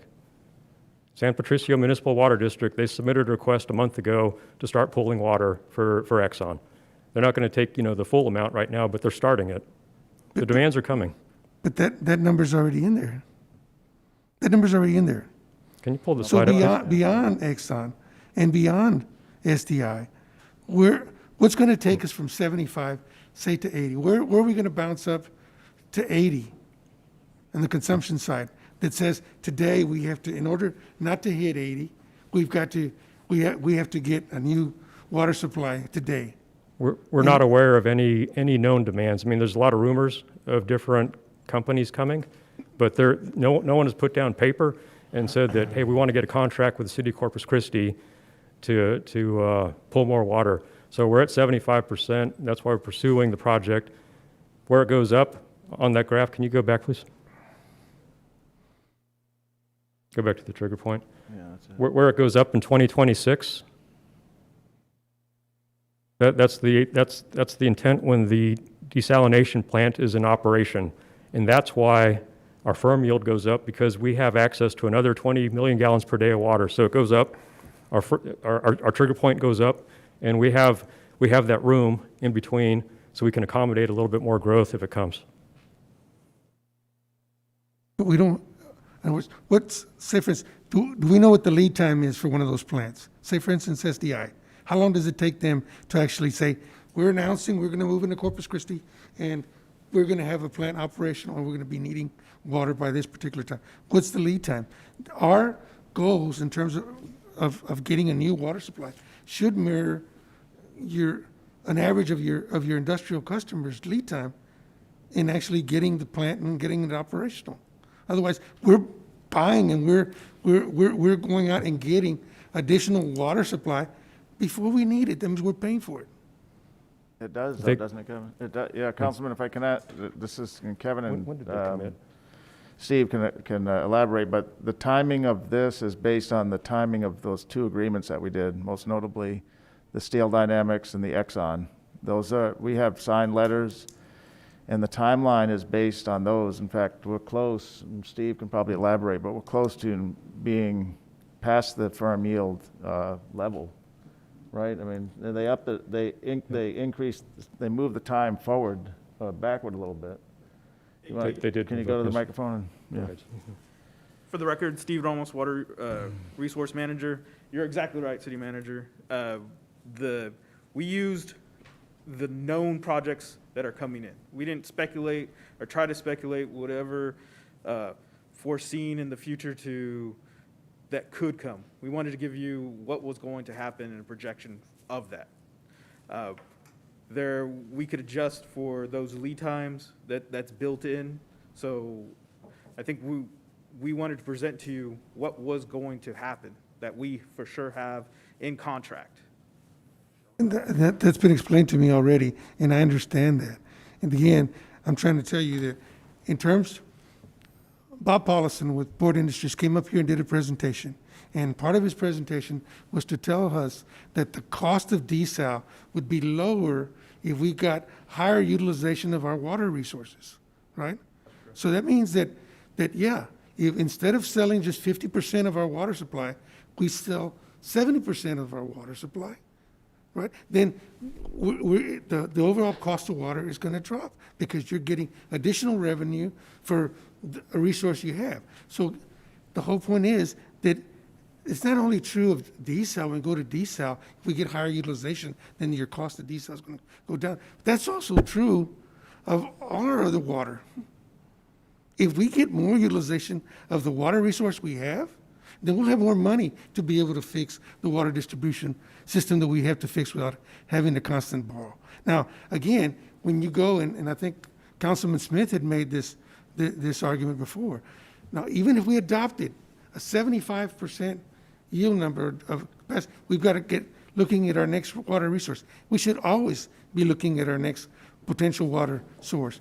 But the reality is that when you actually pull the trigger, after you have desal, or after you have some other components of our water supply that are different than just surface water, some can be conservation, some can be the use of effluent, some can be ASR. I mean, once you develop those components, and certainly desal, right, then that cast-in stone number of 75% should be able to be managed so that you go up to 77 or 80 or 85%, whatever we feel comfortable with based on what we think our growth is going to be in terms of water consumption. If your growth is going to be in the industrial sector, because there's additional land to be developed or utilized, and that's one thing. If it's going to be residential, that's a different consumption rate.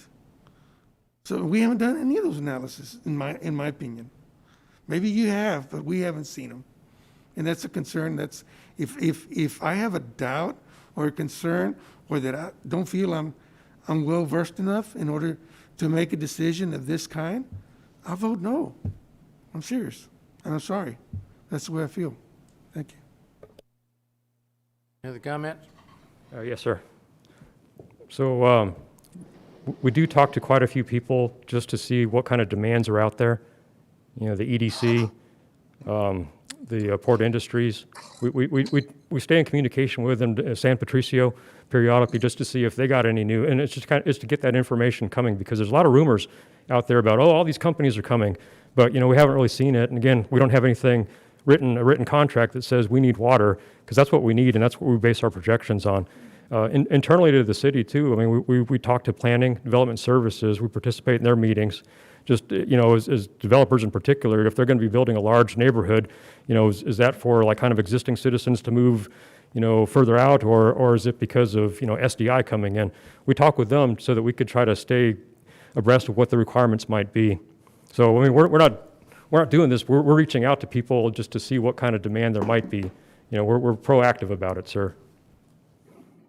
And there's nothing new that's knocking that we're hearing that's really solid. But we are at the 75% with SDI and Exxon coming.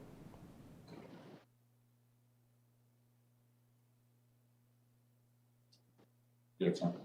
Anything Hey, else? it's rolling. Whenever, if you're ready. Yeah, you got a question?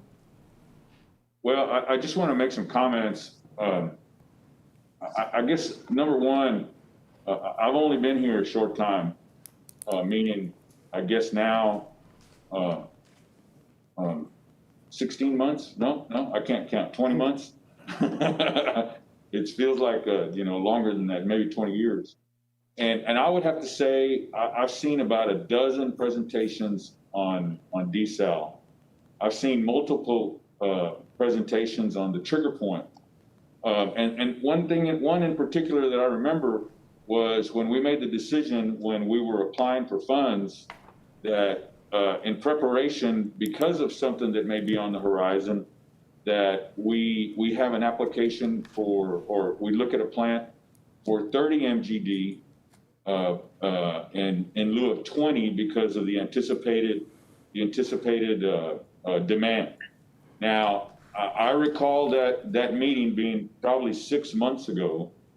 And so I remember having that meeting here. I know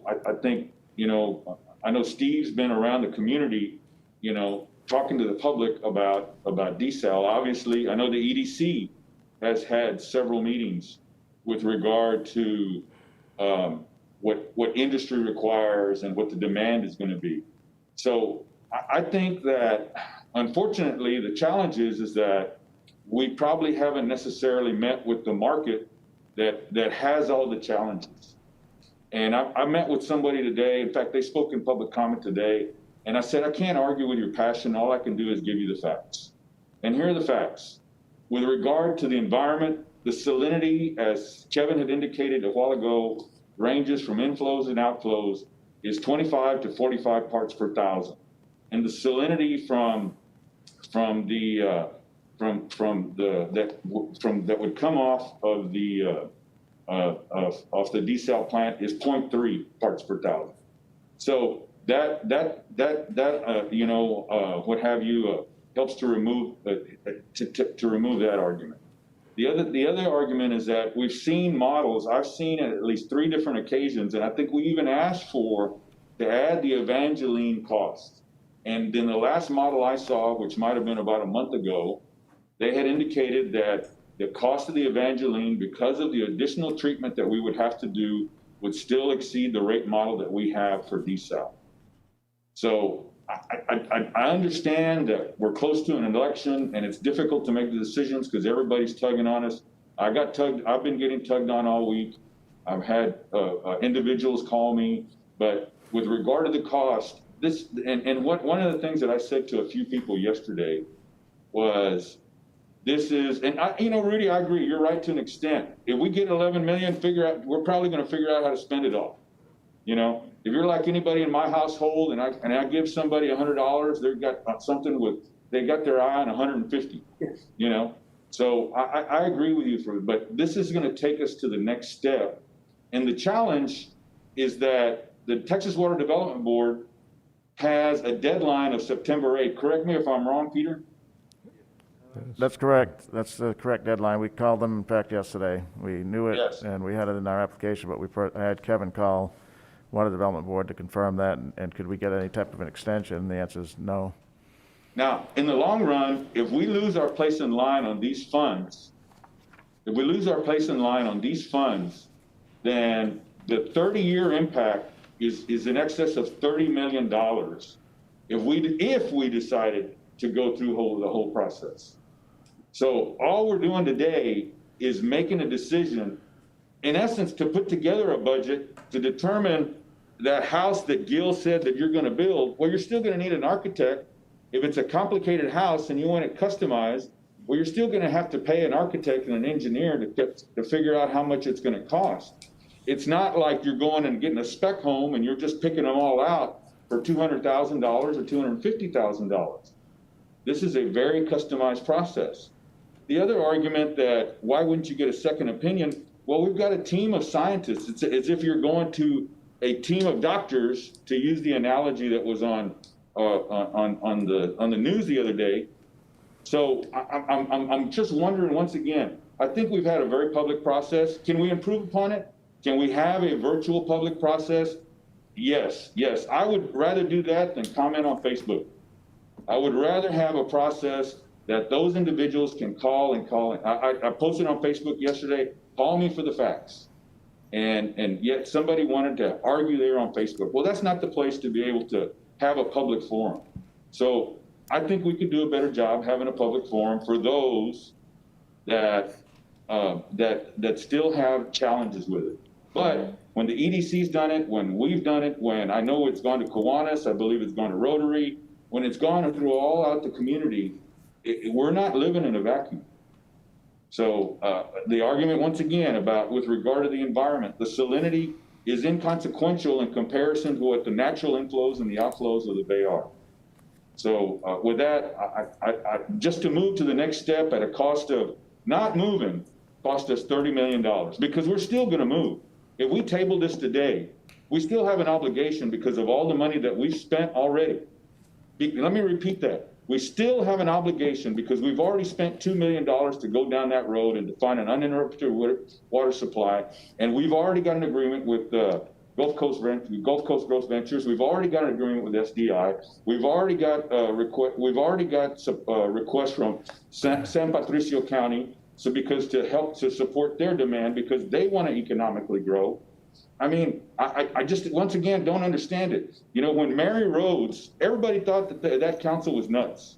Everybody thought that that council was nuts. And where would we be today had that council not had the foresight to move forward? And even then, we're not being so bold. All we're trying to do is meet a deadline so we could save $30 million in the long run, a possible $30 million. Anyway, that's all I have for now.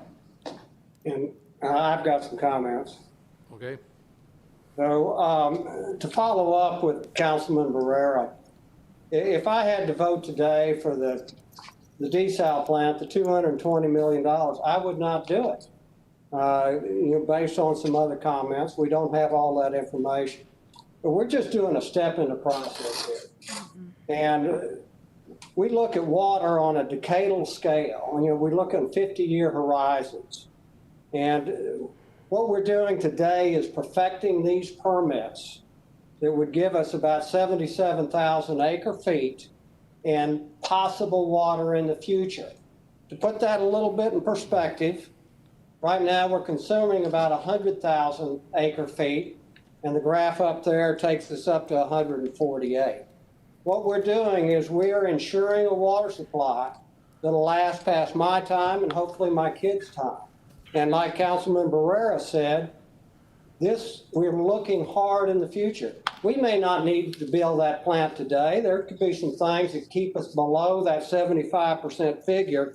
And I do want to make a quick comment on that. It was 70% and council raised it, not lowered it from 80 to 75, but we raised that threshold from 70 to 75%. I know I made the motion to do it with it. But we are talking about having a potential water source here. I think a few things going forward, if it does pass, though, it's very important that we get our permit before we spend some of this funds that require a permit to do it. We have to have the land. Our permits are site-specific, so we have to acquire that. Some of the there's some permits outside of the desal permit that we need with it. So there's some funding we need to put up front, but we also have some back-end funding on there. We need to make sure we get that TCEQ authorization before we spend that money. And to Councilman Barrera's point, if we do 11, we'll spend 11. I hope that this city staff and this city manager takes this to heart and we don't have to do it. As we look at these numbers up here, just because we have 11 doesn't mean we need to go spend it. That's a pretty healthy budget for what we're talking about. I fully support an outreach program. I think we worked hard on outreach, but there is a lot of misinformation running around now. So if we could go out there and have these virtual meetings and to put this misinformation to rest, like there's just one bidder. There's not one bidder, there's no bidders because we're not even close to coming to have a bid yet. We're just a step in the process. We're probably at a minimum 6 to 9 months before we're ready to go out and find the prices. We've got a lot of homework to do before we're at that point. And just like any construction project, we don't know those final prices until we're at that point that we're accepting bids. Everything that I understand, there's a lot of interest out there, a lot of different companies that want to participate in this project. I think we've got homework to do in our analysis on there. The Councilman Hernandez is about the $24 million peak capacity. There's a lot of capital cost on that, and we need more information. Staff can do a better job, I think, briefing us policymakers. I think all of us are saying that, and going forward, I hope to see that, and a harder look at the alternative water supply. And one last comment. This council has done some things that no council has done before. The drought surcharge, industry pays this. Right now, there's about $3.3 million. We're looking at $5 million a year going into this fund. Industry alone pays this. What is it for? It's for new water supply. That money will be applied to this. Another thing, the two plants that were mentioned, SDI and Gulf Coast Joint Ventures, for the first time, only time in this city's history, do we have contracts that they are required to live up to what they're saying. Always in the past, somebody'd come in and say, oh, I'm going to need this water. We'd go run out and spend a bunch of money to see about securing that water. What we've done now, we have got these multi-million-dollar contracts with these two firms that require them to pay us for water whether they use it or not. So it gives us rate protection going in the future with it. And I'm very proud of our council and the mayor for his leadership in both of these items. The drought surcharge fund on there, again, it's about $6 million, bringing in $3.2 million, $3.3 million a year, going up to $5 million, coming from our big users. And these take-or-pay contracts that guarantee a revenue source. If we do need to expand it, we're guaranteed the revenue. It gives clarity when we're going out for financing that they know that we're going to get the revenue for this expansion. So, thank you. All right, a couple more. Mr. Roy.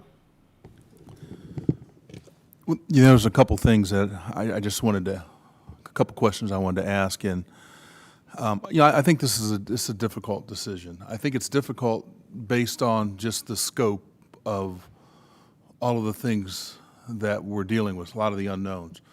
I got a phone call the other day that talked about from CC Polymers that, you know, they have a desal plant, correct? And were you one of the staff that recently met with them? Yes, sir. Can you maybe give me a little bit of information in terms of, you know, I got some information from them, but in terms of what their proposal was? Well, it was a conversation, but they're approaching us. They would like the city to purchase water from them, purchase treated water. So we would get into a take-or-pay contract with CC Polymers to buy water from them. They haven't expanded their plant. They're actually kind of putting feelers out to see if it'd be worthwhile. They said that they're going to be talking to other industrial organizations there to see if perhaps they could sell them water. And they had kind of this idea about having a pipeline that runs through all the industries. It'd honestly be a bear to construct it because there's so much underground infrastructure there. But they had a thought, So but they were putting feelers out. Initial conversation wasn't any, it's just kind of a exploration type of conversation. It was, yes, sir. And we had reservations about their desalination plant because it was constructed for industrial use, so not potable water quality. And they could make changes to it, but we were also under the impression, actually when it was evaluated, it was tied in with their operation, so it had to be separated. They would have to put a cost, but it sounds like they're willing to do that. We did not talk about prices or anything like that. They were just, again, putting feelers out if they get a take-or-pay contract with the city. Okay, so that could be something maybe that of interest in the future. Are you approached by any other organizations outside of them that talk to you about viable water sources? Well, just Evangeline. We spoke with them. And it is good backup. But again, penciling it out, the price for desal pencils out better than the price for treating groundwater, transporting and treating groundwater. You know, I think I've sat and listened to every council member, and I haven't heard really one, I don't think any council member, please correct me if I'm wrong, has stated that they were against desal. I don't think I've heard that at this point, that actually said I'm against the process of desal. A lot of people say the timing's not great. I feel like I don't have enough information. I want a little bit more information on this, but in terms of having an unlimited water source, I don't think I heard that. Anybody say anything that to that nature, that, oh, desal is definitely, you know, the wrong way to go, or it's a terrible process, or it's one I wouldn't support because of this, this, and this.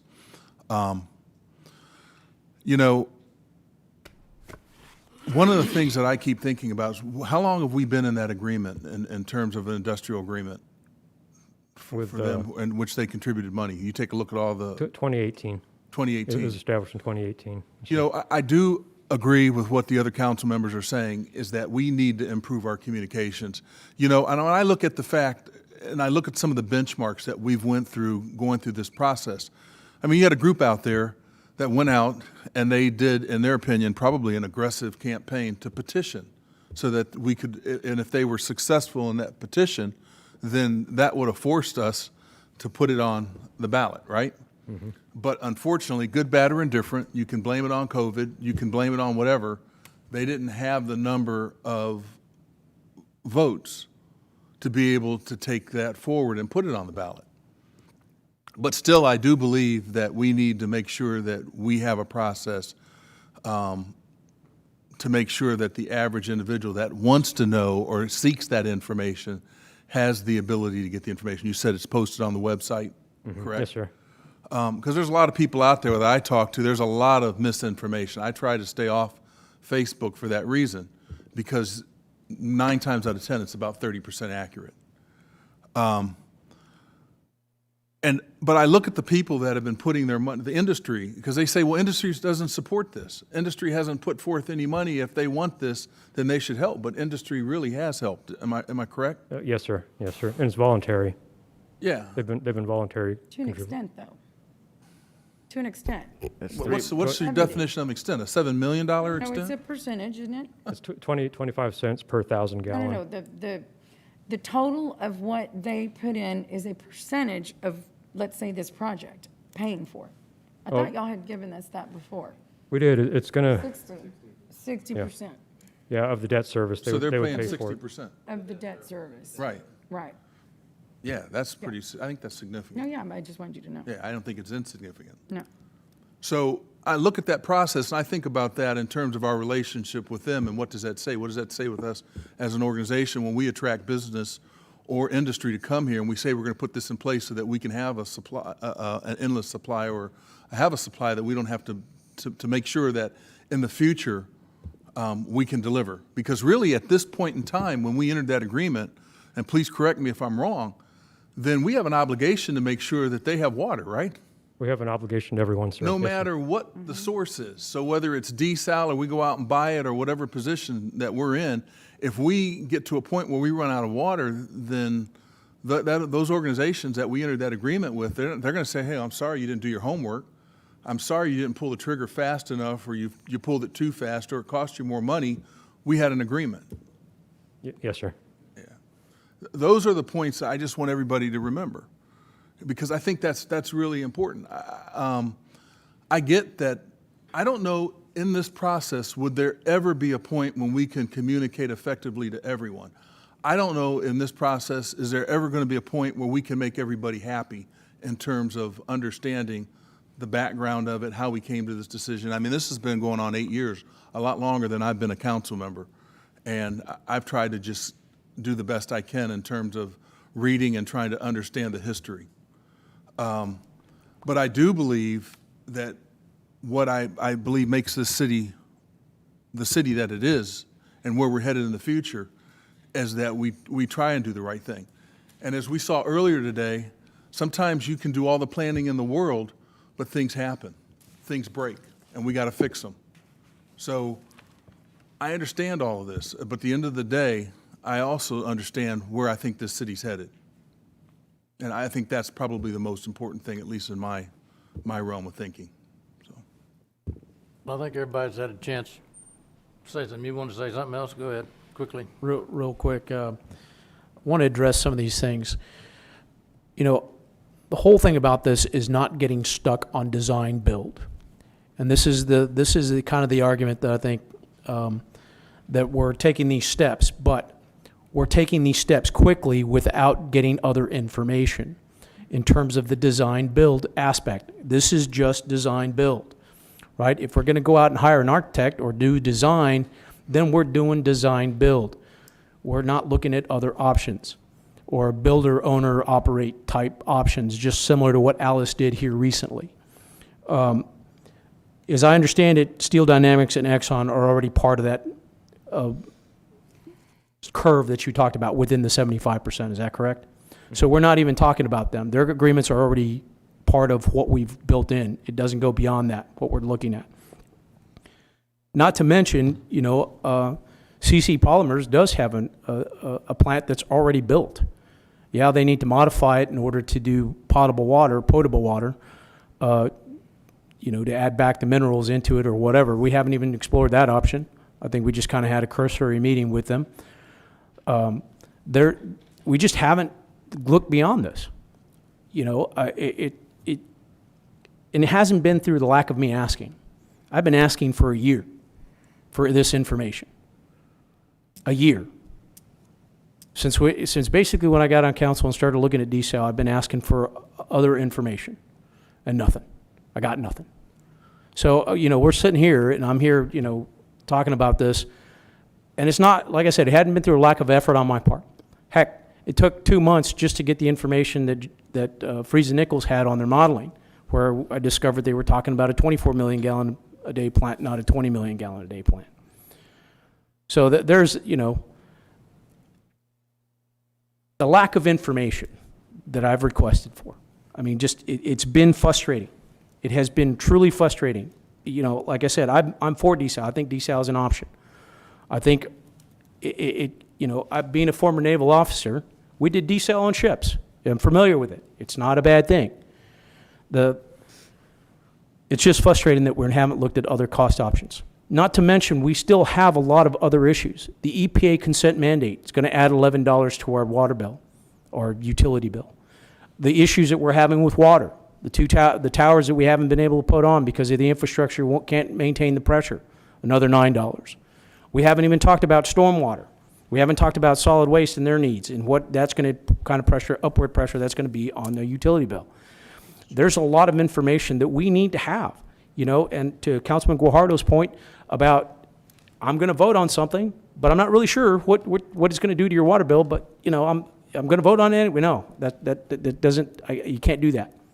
So that's the kind of discussion that we need to have, and it's not against, and to Councilman Roy's point, we're not against desal. I think desal is an option, but I think we don't need to overpay for it, and we need to make sure we understand what the impact is to our utility bill completely, not just tangentially.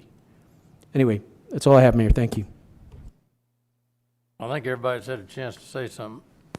Mayor, I haven't. All right, go ahead. I would just like to thank the staff for the amount of years and effort that they have put into getting us this far. I have been a proponent of desal since the day I wanted to run for office. I think this is great for the city. It's going to help boost us in more ways than maybe even I can think of. And I think this puts us on another level moving forward. I understand the other council members' concerns. I would also like to see a triple P option and some other options in there. But this is what's been brought to us after 4.5, 5 years, actually more than that, since before I was on council. And this is the position that we have right now, whether to move forward or not. And I appreciate Councilman Smith's comments. And I also want to say that there's been a tremendous number of desalination meetings. a tremendous, and I have been at a ton of them, especially in my previous 2 terms. Now, I've probably been to more desalination meetings than everyone on council put together, but the information out there has been there. And that concerns me that it hasn't gotten to the council members, or it concerns me that maybe our staff members don't have it. But to say that we don't have that information, it just boggles me. I'm big time for it. Mayor, I want to thank you personally for doing such a good job and heading this up when we started working with industry to help us get the opportunity to make this happen. And Councilman Smith, you've been there the entire time, keeping a close eye on numbers and seeing if desal is a great opportunity or a poor opportunity for the community. So thank you to you two. I hope this passes. I've been big time for it. And I plan on voting yes with a smile. Thank you. All right, thank you. I think everybody knows that. Everybody had a chance to say something. All right. The reason we're here today is because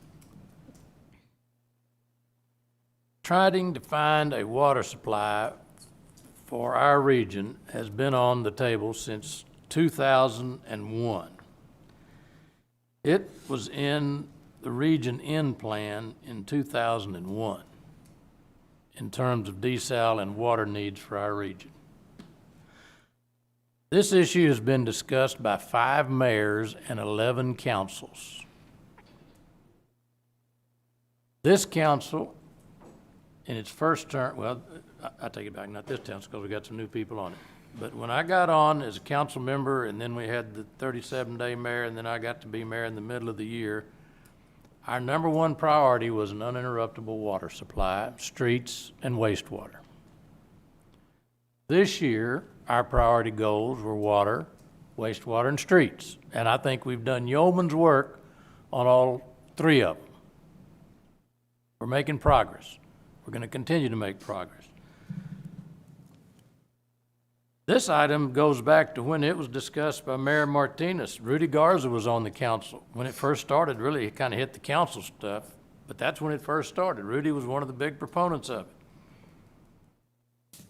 Carolyn Vaughn's been on record supporting desal, because that's when she was on the council. And it stayed on there through Mayor Martinez and kept going. But anyway, the reason we're here today is that this is just another step in the process of finding the uninterruptible water supply. And in order to get there, you've got to have these things. You've got to have a permit, you've got to own the property because it's site-specific, and you have to do this, and we're borrowing the money at less than market rates through the Texas Water Development Board. I think they probably had over 100 applications for their forms, and I think maybe 8 or 9 got loans. Help me on the... 11. 11 got loans. And they said, okay, if 11 got loans out of 100 applications, that means there's 89 that didn't. That means there's 89 people that want, or cities that want money to do projects. So they said, okay, you get up there and you make your mind up, and we need to know by September the 8th. You either play or pass. So we're here. We either want the money to pursue this. Our state senators, the one helped us with it. Our state representatives, they've helped us yeoman's work on this to get to the point that we can address our dream of an uninterruptible water supply. You want a second opinion? Industry and the port industries and the engineers and the city, they have been a team for 7 or 8 or 9 years working on this thing, gathering the information. The criticism of not having any information is that people won't want to hear it. They don't want to talk about water when there's not a problem. The best time to solve a water shortage problem is when you have plenty of water, because the gun's not to your head. If you wanted to be where you were frustrated You ought to have been with me back in 1985 or 87 when it was about 30% water left in Lake Corpus Christi and Choke Canyon wasn't available. Lake Texana and Garwood, Lavaca Navidad, in our world didn't even exist. And you think trying to get people to stay home during a pandemic is tough. You tell somebody at your house you're going to fine them if there's two of you in your house and you use over 2,000 gallons in a month, you're going to get an extra fee on your bill. And you're on the city council and you have 5 kids and they're under 10 years of age, how many times do you think a washing machine runs during a week? We had to set the limits on how much people could use, and industry had to cut back. That meant people had to work less. And I've had some tough times in my political experiences, but that's the toughest. Because we can solve a lot of problems, but we can't make it rain. And everybody talks about groundwater and surface water. They're great as long as it rains. Ask San Antonio, they live off aquifers up there. They spent, we're talking 200 million here.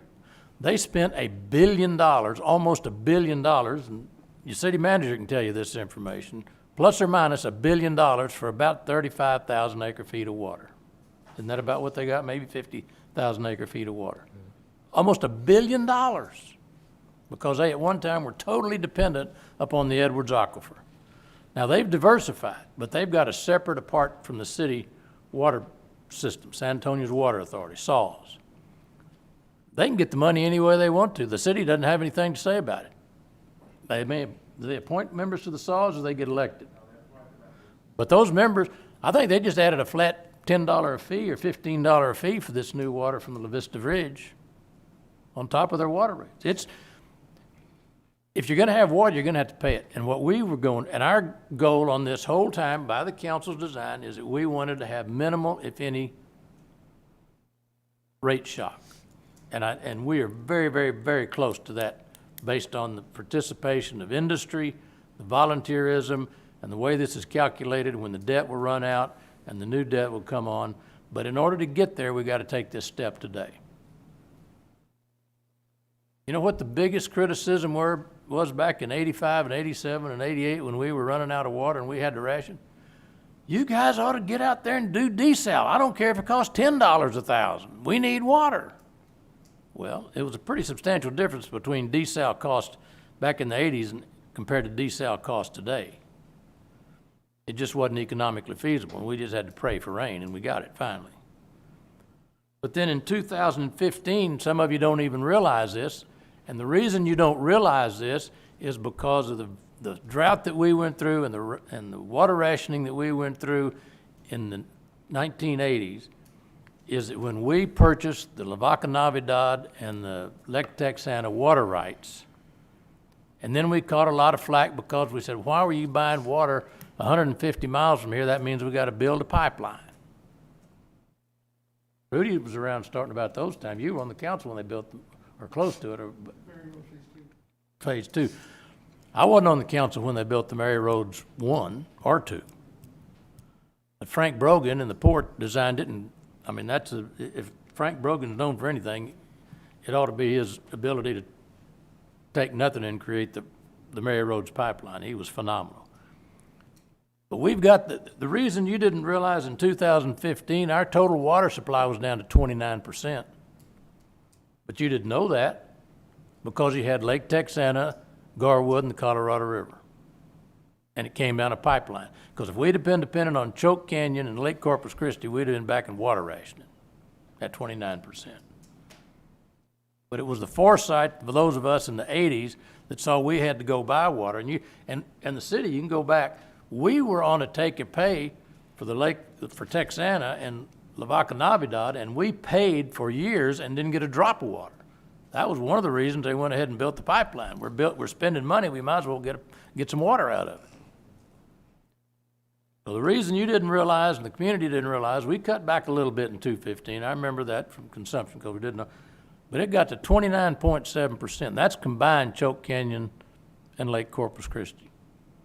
But if it hadn't been for Texana, we would have gone to rationing again. We don't ever want that to happen to us, an industry here again. And the other thing, there's so much confusion out there, and I would wholeheartedly support more public participation and coming to the meetings. But when you hold meetings over a 10-year period and nobody shows up, you can't force people to go to meetings. And water is not a subject that's got a lot of sex appeal unless you're in a drought. Now, people start talking when you're running out. When your tank is full up there at the lake, they just assume your tap's gonna work. They don't get worried about water. So the best time to solve your problem is when you're not up against the wall. And we're not up against the wall right now. We don't ever want to be up against the wall again, because you can't make it rain. And that's the problem you've got with these folks that are selling groundwater and lakes. Their aquifers are recharged by rain. And all the predictions that we're talking about in terms of the future, I don't know, but droughts are going to become more apparent, and they're going to become longer. The duration between droughts is going to be shorter, and the duration of droughts is going to be longer. And as people move into Texas, getting out of the rest of the country, and you can understand why they're doing that if you watch TV, the demand for water is going to go up. We're at a point that we've got to we can determine the future of Corpus Christi by what we do with this. If we've got an uninterruptible water supply, our future is unlimited. If you've got a limited water supply, your future is really limited. I mean, we're maxed out. If you want Corpus to stay like it is, then, that's fine. But I would love the opportunity to get out and tell the public, we've got a great story to tell in water management and creativity down in South Texas. And I'd really like to straighten out all the intentional misinformation that's going out around this project. You've seen people get up and they'll say it today, this is totally for industry. It's all for industry. That is a flat falsehood, and they intentionally are passing out bad information. This is for water you can use in your house. You can drink it. You can cook with it. You can put it in your swimming pool. You can wash your clothes. You can have it at City Hall. You can use it out at the malls doing whatever you need, or you can use it in industry. It's potable water. This water is going to be for everybody in the region we serve. We're the regional water supplier. And for them to intentionally get up and say this is totally limited to industry and let industry pay for it, they're totally trying to misrep the public. And they ought to have their hands called on it. And I'm willing to do it. I mean, I'll take some criticism, but it's going to be criticism because we disagree on a principle, not on truth. Facts are facts. The process is that we've got to get this to the Texas Water Development Board to get on board. Now, that doesn't mean they're going to go out on September the 9th and spend $11 million. There's certain things they've got to spend that money with in order to get the permit. And if we don't get the permit, we're not going to spend $211 million. But I've got a high degree of confidence in the people that are putting this together and the people that are working on this, from our legislators to the staff and to the people that want to see this community move forward. We're going to get those permits. We've been as transparent as we can be. We can't make people come to meetings and listen. We can provide the information. Now, if they want to go out and lie about some of the stuff, that's their business. I can't control what people say. But if you stick to the facts, this is a good process, and we've done it.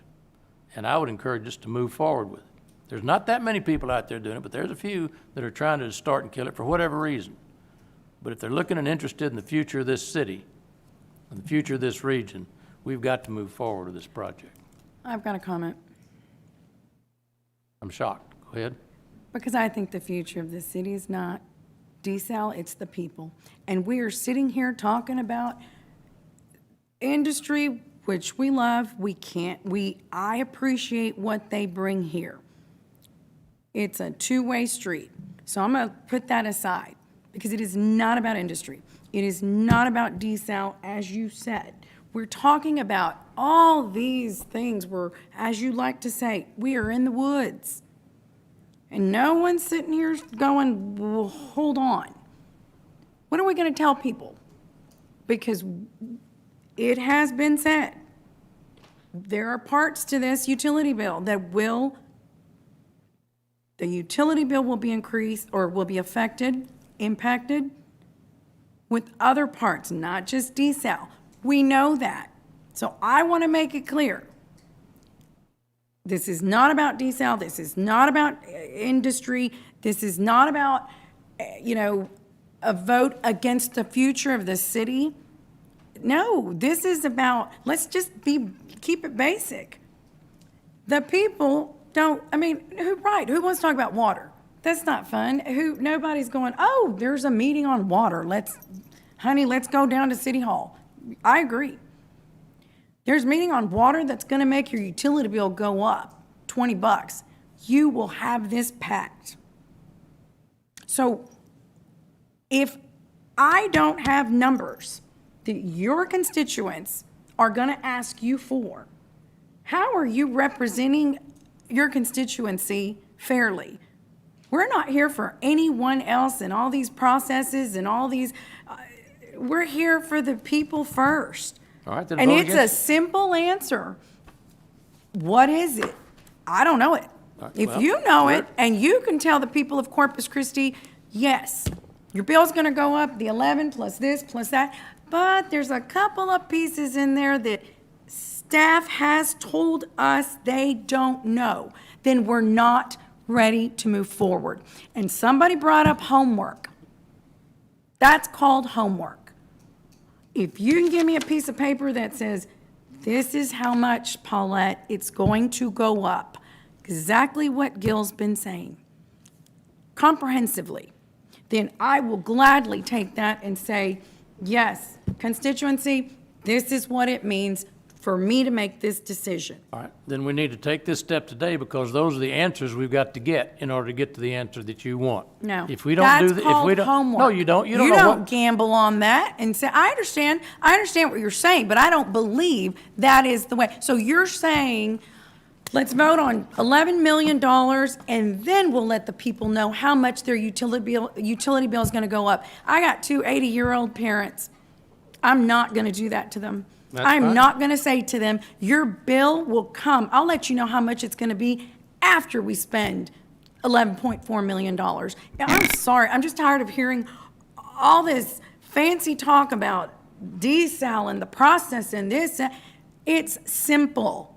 How much is the bill gonna go up? Because that's what the people of Corpus Christi care about. They don't care about, the process of desalination or reverse osmosis and blah, blah, I blah. know. Some people may. Most don't. My parents don't. They wanna know, what is this gonna do? And by the way, desal is a long-term plan. That is not a short-term plan. We will have that plan in 8 years. We will not have it in 2 or 3 or 4 or 5. I'm gonna leave that alone. I don't wanna get into a whole nother discussion, Yeah. but it is, let's make that clear. All right, well, let's We're just not say- gonna get a all right. desal plant in the next 3 years. We'll That's call- an We'll call 8-year a plan. timeout.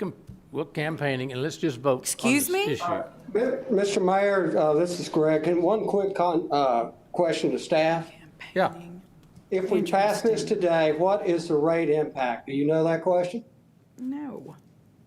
Comprehensively. No, if we pass the $11 million today, what's the impact on our water rates? It's going to be, can you pull up the slide, please? I'm talking about just the $11 million. Right, yes, sir. What we're discussing today. Yes, sir. So there's a slide here in the slide deck. It's it's in 8 years from now, from what a 5,000 gallon a I'm month talking customer just the pays today. $11 million today. What is our rate impact? Right. Oh, yes, sir, yeah. Yeah, it's zero. Okay, thank you.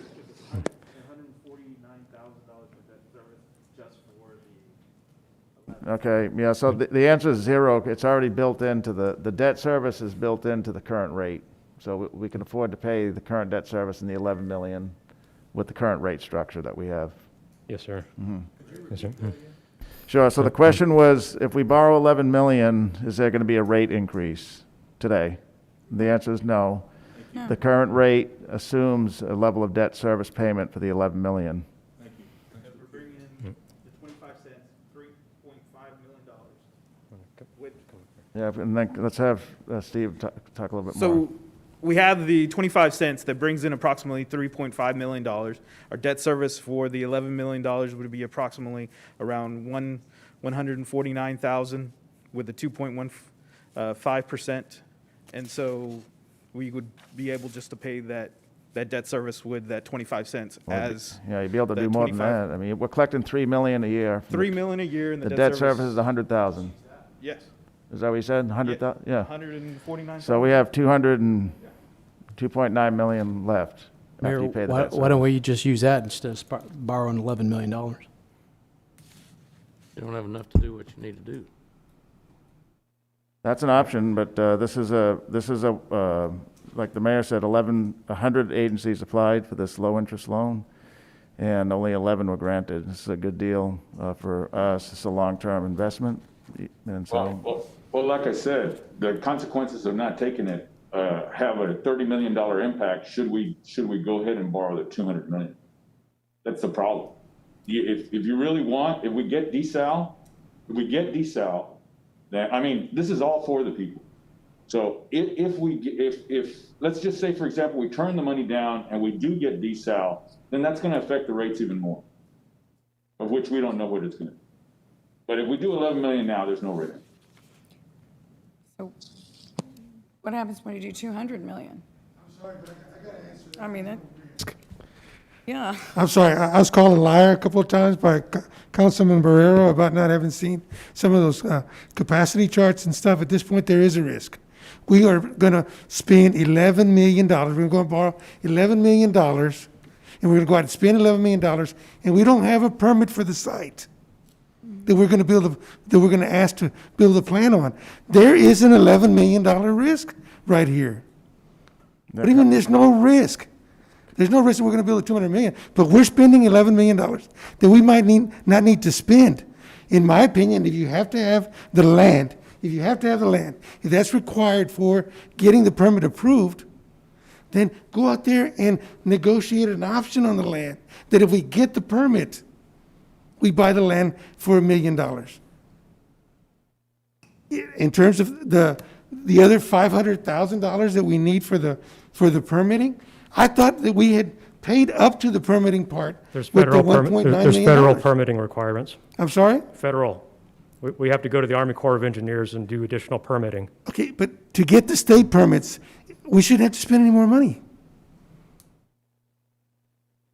Is that right? I mean, that's what I understood when we approved the near $2 million with the contract to.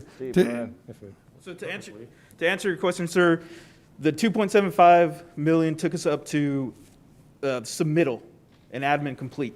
It didn't take us towards the technical review. So that point of the 500,000, that would assist us in taking it all the way through technical review. Okay, I'm just going to tell you that when we sat here and approved that money, is this going to get us the permits? That was the question. Just like the question was asked, is that those tanks, are our lines going to handle the pressure from those tanks that we're going to build?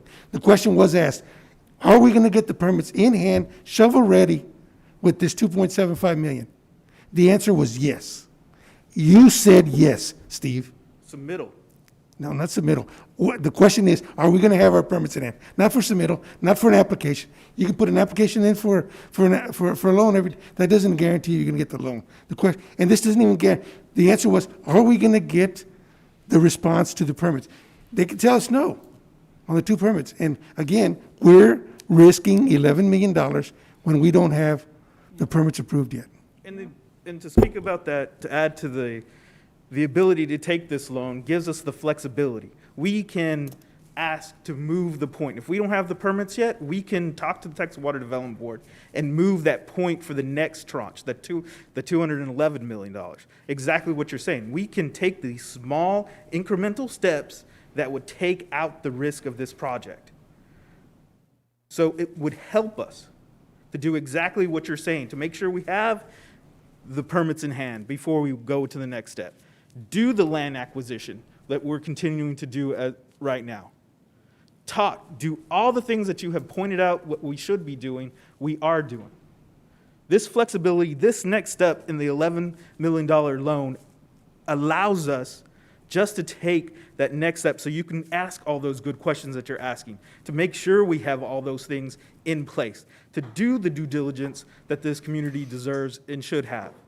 This $11 million will provide for that drought-proof water supply that will bring communities together. And I've experienced droughts too.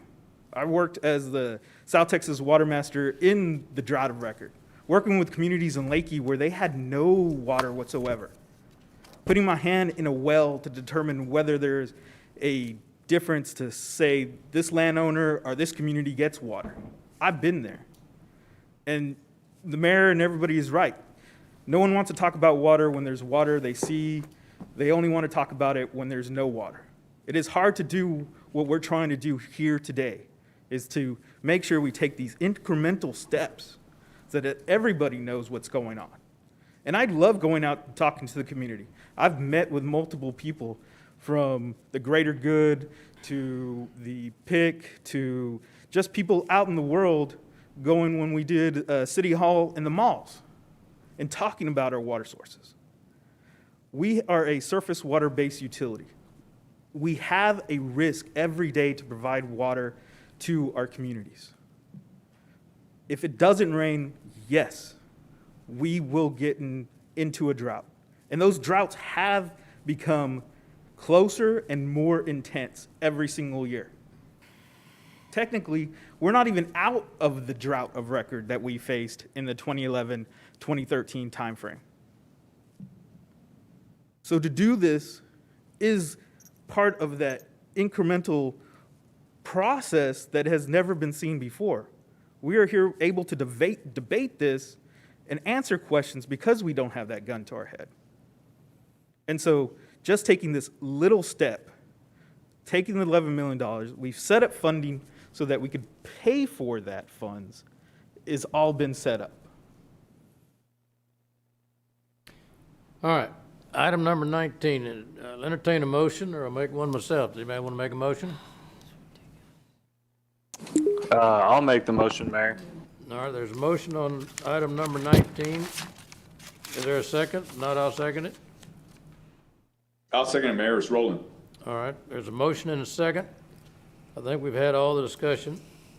Anybody else have anything else they want to say as a parting thought? If not, Ms. Werther, call the roll, please. For passage of resolution number 19, Mayor McComb? Aye. Council members Guajardo? No. Hernandez? No. Hunter? Aye.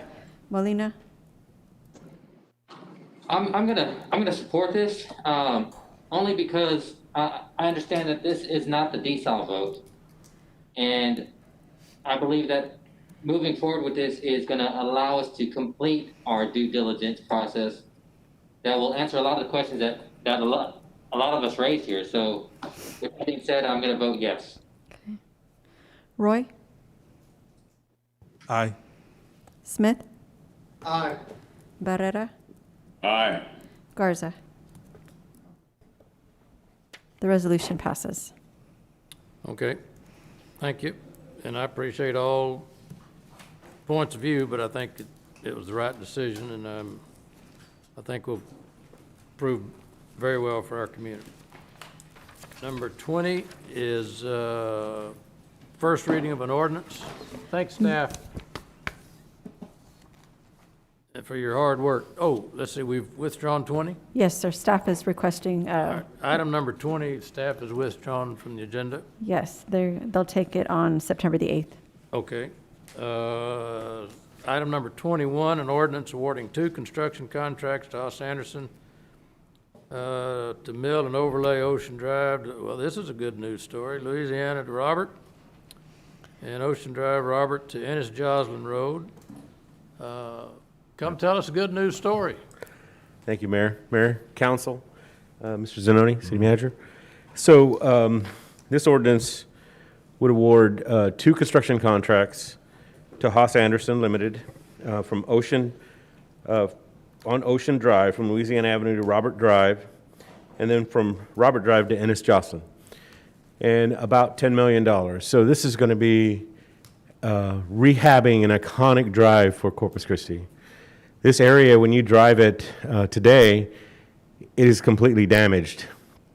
A lot of potholes, a lot of damage of the roadway. So this project is going to actually, we're going to go back and rehab, pull out 6 inches of material, stabilize it, come back and put an overlay back on it. Also repair concrete damaged curbs, and then bike lanes, signage. So we're going to completely refurbish that area, bring it back to its iconic state. And so, yes, it is a good project, and we're excited. It's the first project that our in-house engineers have designed totally in-house.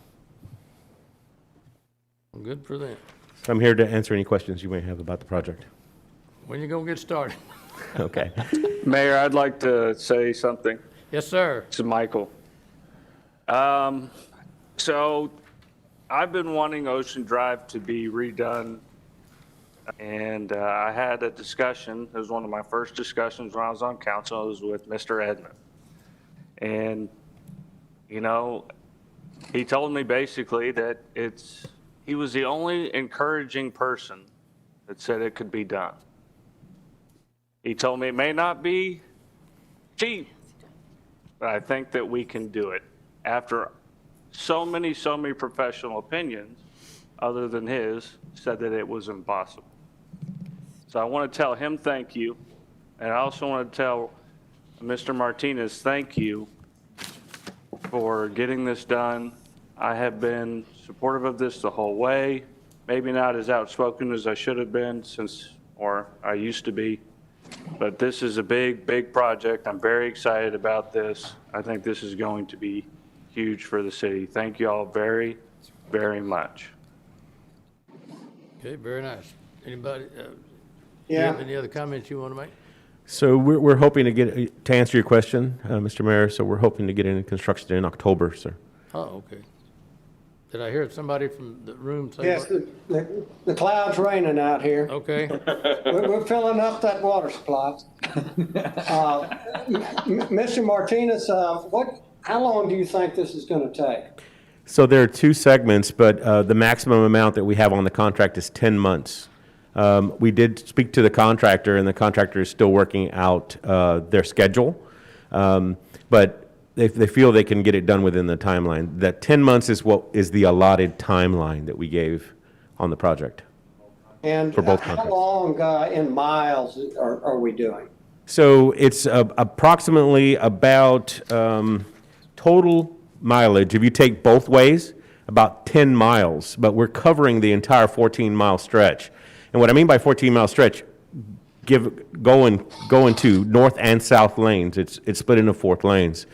So we actually have a project that's going to be from I-37 to Williams that's going to be in construction as well. And then from that section, which is Roberts to Ennis Jocelyn. And this section is from Roberts to Ennis Jocelyn.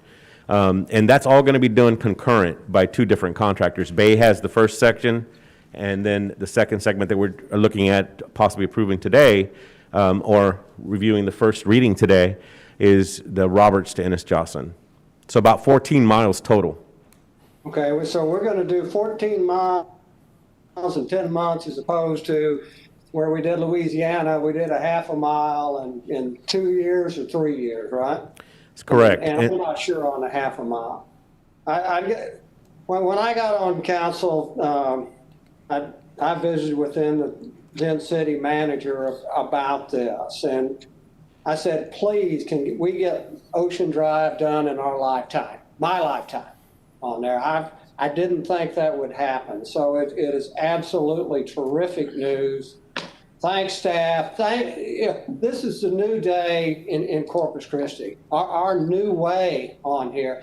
And so we had an estimate, Mr. Martinez. How much was that estimate? Well, our engineer's estimate was a little over $12 million, but with contingency, and we actually came in under that. Oh, okay, so we came in under this project, what we calculated. So, and I appreciate the bidders. I think we had 2 very good bidders on this job. Is that right? Yes, sir. There were 2 bidders. It was Haas Anderson and Bay Limited. Okay, well, again, thank you, staff. I think it's a great day for Corpus Christi that our Signature Drive, how many visitors and things have come down over the decades and enjoyed going down Ocean Drive, and now it's an embarrassment to drive that street. So I really appreciate all that you all have done. Thank you. Yes, sir. I just want to make one comment. When I was coming here to Corpus Christi, our city manager, Mr. Zanoni, drove me down that roadway and said there's something that we had to do to this road. And you still came? And I still came, yes, sir. Okay. And Klein. All right, good. Any other comments? Anybody? Yes, sir, it's Roland. All right. If I may.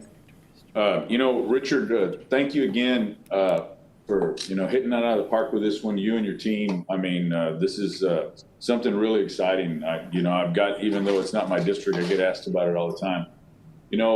Me always talking about being a bike guy. You had said you're going to improve the bike lanes. Is there going to be any traffic calming or slowing down the traffic along shoreline? Well, we're going to be putting in a lot of signage, and then, of course, the pavement markings. And there's some things we can do with the pavement markings to make sure, maybe armadillos in some areas that are above and beyond what this project has that I have my traffic team looking at today, but to make sure that we're delineating those areas. But one of the biggest things that we can do is correct the pavement condition. Because you as a biker, if you go down that right now today, there are a lot of obstacles for bicyclists right along the curb line. The curbs are undulating, and then we have pavement deterioration, and that's dangerous for our bikers. And so repairing that and then make sure our pavement markings and signage is going to increase the safety on that roadway quite a bit. And not only that, it connects the university area, all that south area, all the way to downtown. You see a lot of bicyclists and pedestrians in those areas. All right, thank you. Great work. Mr. Hernandez? Yeah, I don't want to be facetious here or anything, but by improving the pavement, are you going to encourage more drag racing?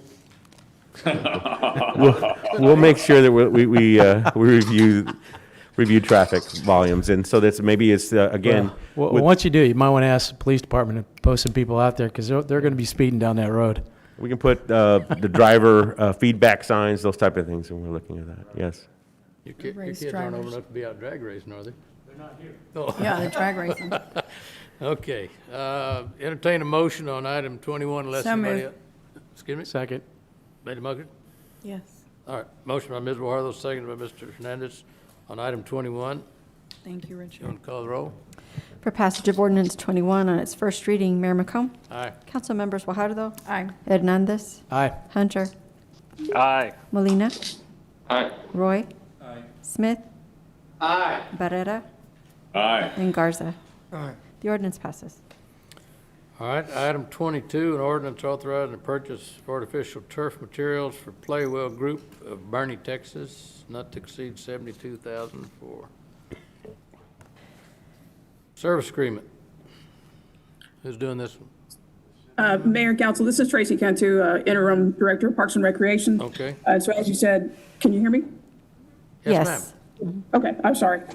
So ordinance authorizing the purchase of the artificial turf materials from Playwell Group Incorporated from Bernie, Texas, for a total amount not to exceed $72,212.43.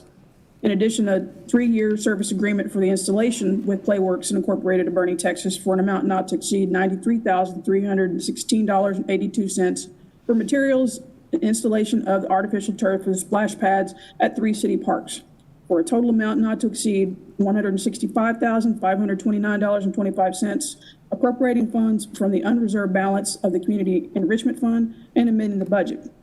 These artificial turf placement will be at our 3 most recent newly opened splash pads at Lindale Park, Salinas Park, and Bill Witt Park.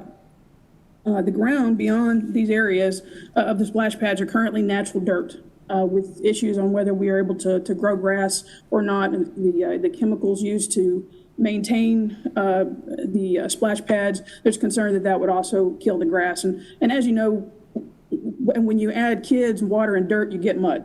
And that mud gets tracked back into our splash pad area, causing that to go down the drains, and it goes into the filtering system. And as a result, that's going to create excess maintenance of these splash pads in the filtration system.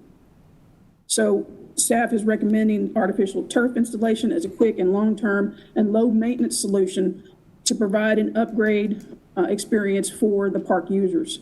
And in addition to that, we did provide you with photos of artificial turf that was placed at the Oso Preserve Playground, some before and after picture, as well as some map drawing renderings of the footprint of these 3 splash pads.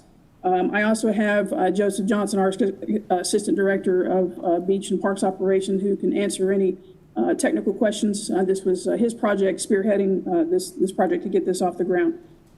So I'll stand by for any questions. All right, anyone have any questions? Mayor, I have a comment. Okay, yes, sir. Yeah, this is Councilmember Ben Molina, and I'm really excited about this project. You know, I was one of the council members that was spearheading, you know, the bond project that brought about these splash pads, and I can tell you that they are being. I can speak for the Lindo one that's located in District 2. That sees a lot of usage, especially now. And when you got there today, like Tracy said, you get a lot of mud. There's a lot of exposed dirt. And I think this is going to be a great addition to that amenity. And I think it's going to make a lot of kids happy. So I'm happy to see this, and I'm happy to move forward with it. All right. Mayor, if I can jump on that also, is rolling in the cloud. All right. You know, also the same thing, you know, the new one at Salinas Park, I've been out there and there's a lot of mud, and, you know, I was ranting and raving when the first day I went out there. And I think this puts us on a point where a metaphor that I've used is that we need to look at the budget that we have and have as close to a Walt Disney experience as possible. And, you know, the kids still love it, but I think number one, it's safer. And as Tracy was saying, you know, it keeps the mud out of there, and it's for the long-term maintenance, it's a lot better deal. So great work. All right. Any other comments? Move to approve. Second. All right, there's a motion and a second to approve item 22. Any further discussion? Do you want to call the roll? For passage of ordinance 22 on its first reading, Mayor McComb. Aye. Council members Guajardo. Aye. Hernandez. Aye. Hunter. Aye. Molina. Aye. Roy. Smith. Aye. Barrera. Aye. And Garza. Aye. The ordinance passes. Okay, we don't, no executive sessions we're of, Mr. Manager? No, that's right. We're done on the executive session. No briefings? No briefings on today's agenda. All right. That's it. Don't see any other agenda item. Future agenda item, anybody got anything? It's gonna be 2 weeks till we meet again, I guess, July Yeah, right, for city council. September the 9th, I guess, or 10th? September Yes. 8th. September 8th, although Yes, we'll sir. be The day here. after Labor Day. Yes, Right. sir. Huh? We do have a council work session Thursday, a budget workshop this Right. Thursday. This Thursday? Yeah, that's the last one this Thursday. Okay. And then as a reminder, September 8th is the day after Labor Day. Just so- Correct. Right. Yes, First sir. day of school. Oh, yeah. Virtually. Okay, well, Mayor, I've got one. yes, sir. Future agenda item, if you could. It's for the city manager. First of all, I want to commend him. I voted for the Ocean Drive improvement and stuff, but not having to spend a bunch of money on engineering, and being able to go back and remill and put it all on material for improving the roadway, I think is a great step in the right direction. I'd just like to see us look at more potential projects that we might be able to do by milling and improving maybe some other roads that we don't have on the budget to do or on the bond proposal to do. Just identify a few that we might be able to follow that same thing. I know that Charles Mendoza has been doing some stuff on the facilities side that is also saving us a bunch of money by being able to do certain improvements without also having to take it to an engineer or an architect or a windstorm engineer in order to do. I think that's great because we can actually keep some of the facilities we have in better working order without having to spend monies that we don't have or wait until we can put something on a bond proposal. The other day, I was a little perturbed or concerned about the Parks and Rec side. We were listening in the budget deal, and we were talking about the installation of shades or sails over at Sherrill Park. We had procured $12,000 to pay an architectural firm to tell us how to and where to place those sails. You go to parking lots, you go to car washes. I mean, you see those shade sails placed and improved everywhere by people that are running the facilities. And I just don't know how we have to, I'd rather spend the $12,000 on us and getting the sails or the shades installed rather than giving it to an architect to tell us where and how to place them. Something that simple that you're going to be taking down and putting back up. It seems to me like, and that's the approach I think we need to take across the organization. Yeah. All right. Okay, I'll look into that. Thank you, All right, Councilman. thank you. And Mayor, I'd like to ask again for the review of our street and concrete asphalt discussion. We're supposed to review that on an annual basis. Right, yeah, we have that in the queue. You Okay. asked for it last time. Thank you. Anything else? We're adjourned.